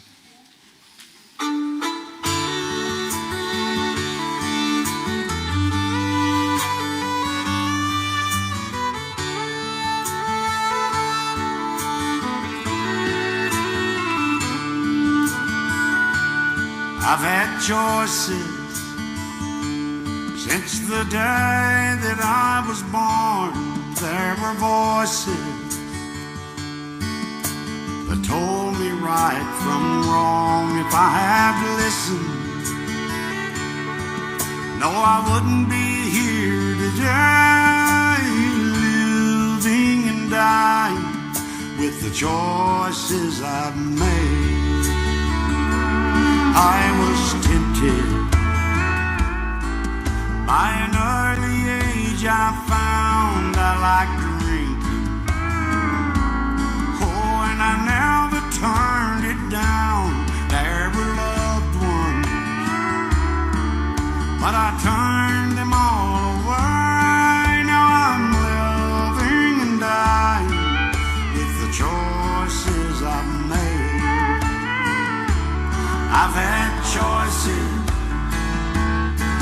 the day that I was born, there were voices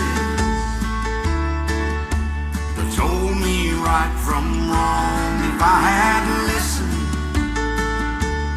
no, I wouldn't be here today, living and dying with the choices I made.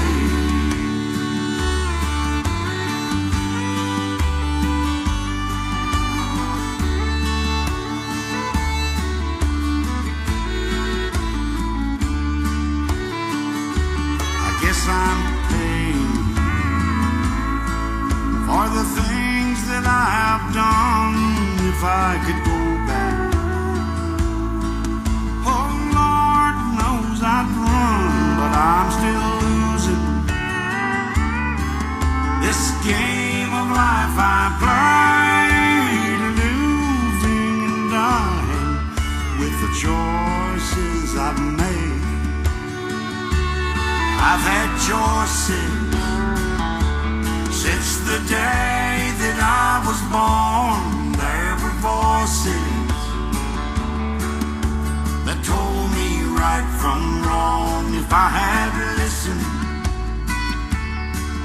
I wouldn't be here today, living and dying with the choices I've made.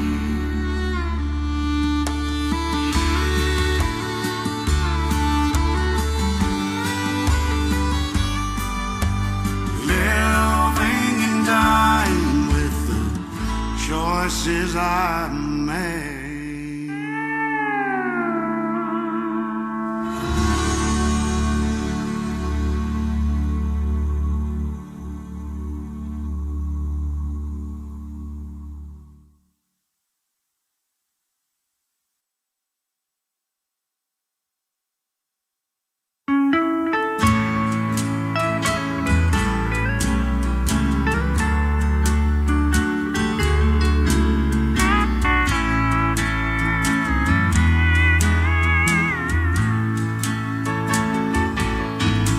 Yes, I know she's the life of the party,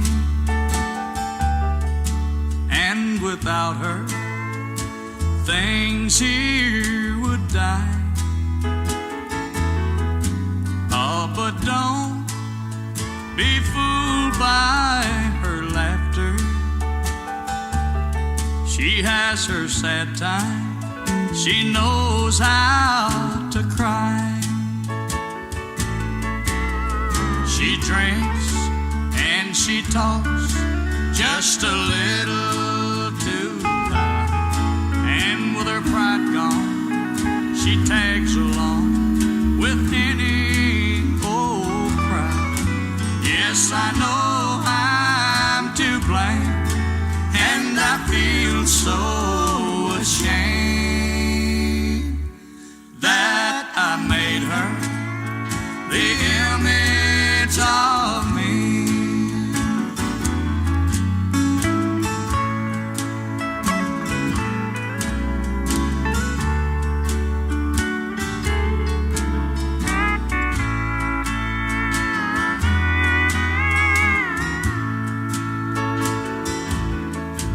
Yes, I met her in a little country town. She was simple and old-fashioned in some way, but she loved me till I dragged her down. Then she just gave up and drifted away. She drinks and she talks just a little too loud, and with her pride gone, she tags along with any old crowd. Yes, I know I'm to blame, and I feel so ashamed that I made her the image of me.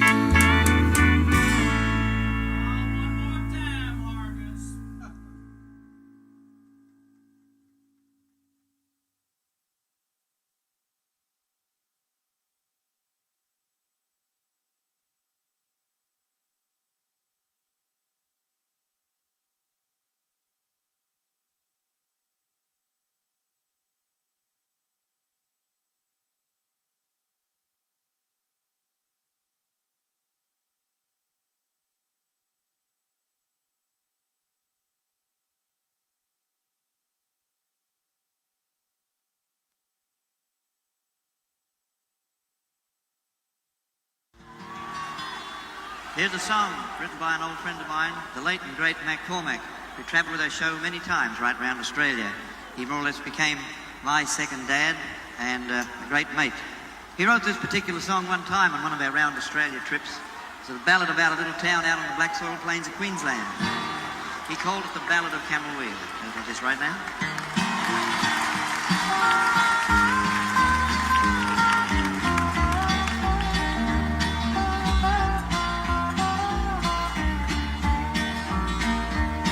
Should ever I go back to Camel Wheel,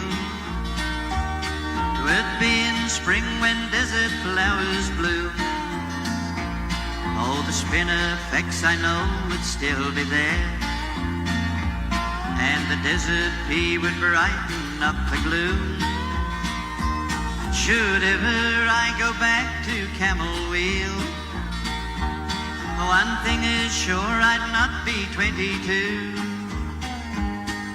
As in that day when I first wandered there, but memories stay with me as memories do. Here we go now, some country guitar, hey.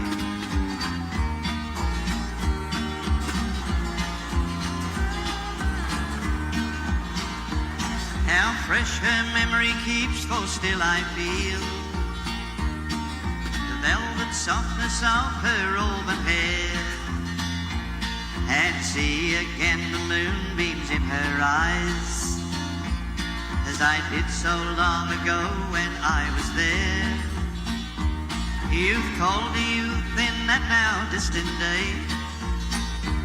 Oh, I did not heed, my heart did not reveal, and now I know that love was born and lost in that little border town of Camel Wheel. Here we go now, some country fiddle.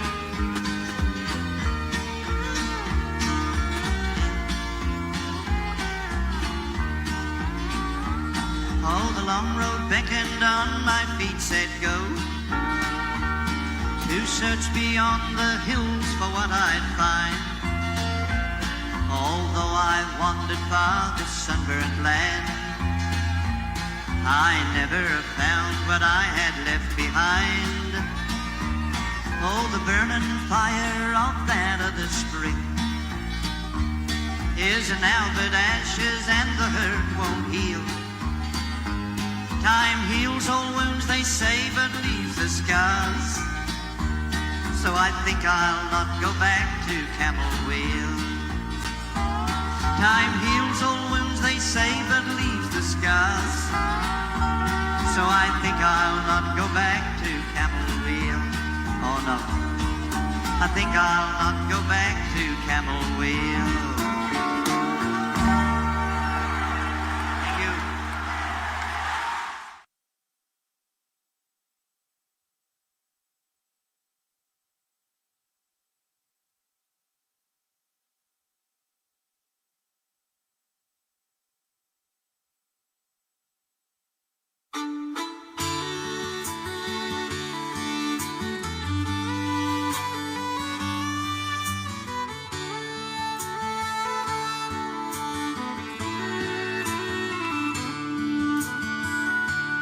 I've had choices since the day that I was born. There were voices that told me right from wrong. If I had listened, no, I wouldn't be here today, living and dying with the choices I've made. I was tempted by an early age. I found I liked drinking. Oh, and I never turned it down. There were loved ones, but I turned them all away. Now I'm living and dying with the choices I've made. I've had choices since the day that I was born.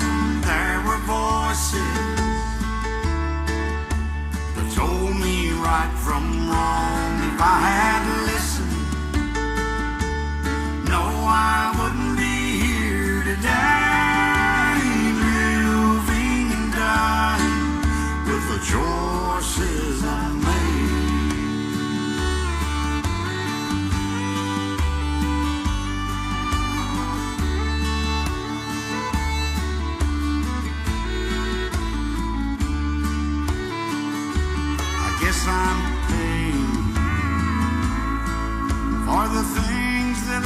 I've done if I could go back.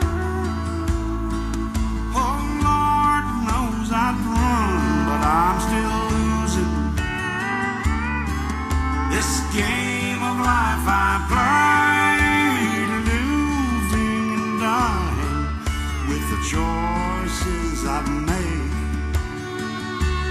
I've had choices since the day that I was born. There were voices that told me right from wrong. If I had listened, I wouldn't be here today, living and dying with the choices I've made.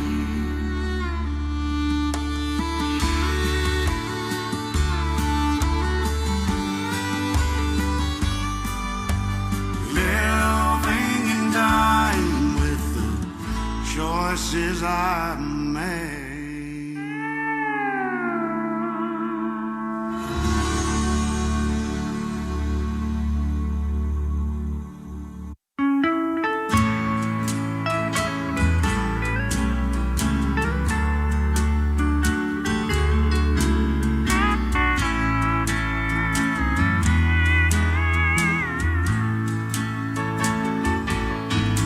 Yes, I know she's the life of the party, and without her, things here would die. Oh, but don't be fooled by her laughter. She has her sad time, she knows how to cry. She drinks and she talks just a little too loud, and with her pride gone, she tags along with any old crowd. Yes, I know I'm to blame, and I feel so ashamed that I made her the image of me.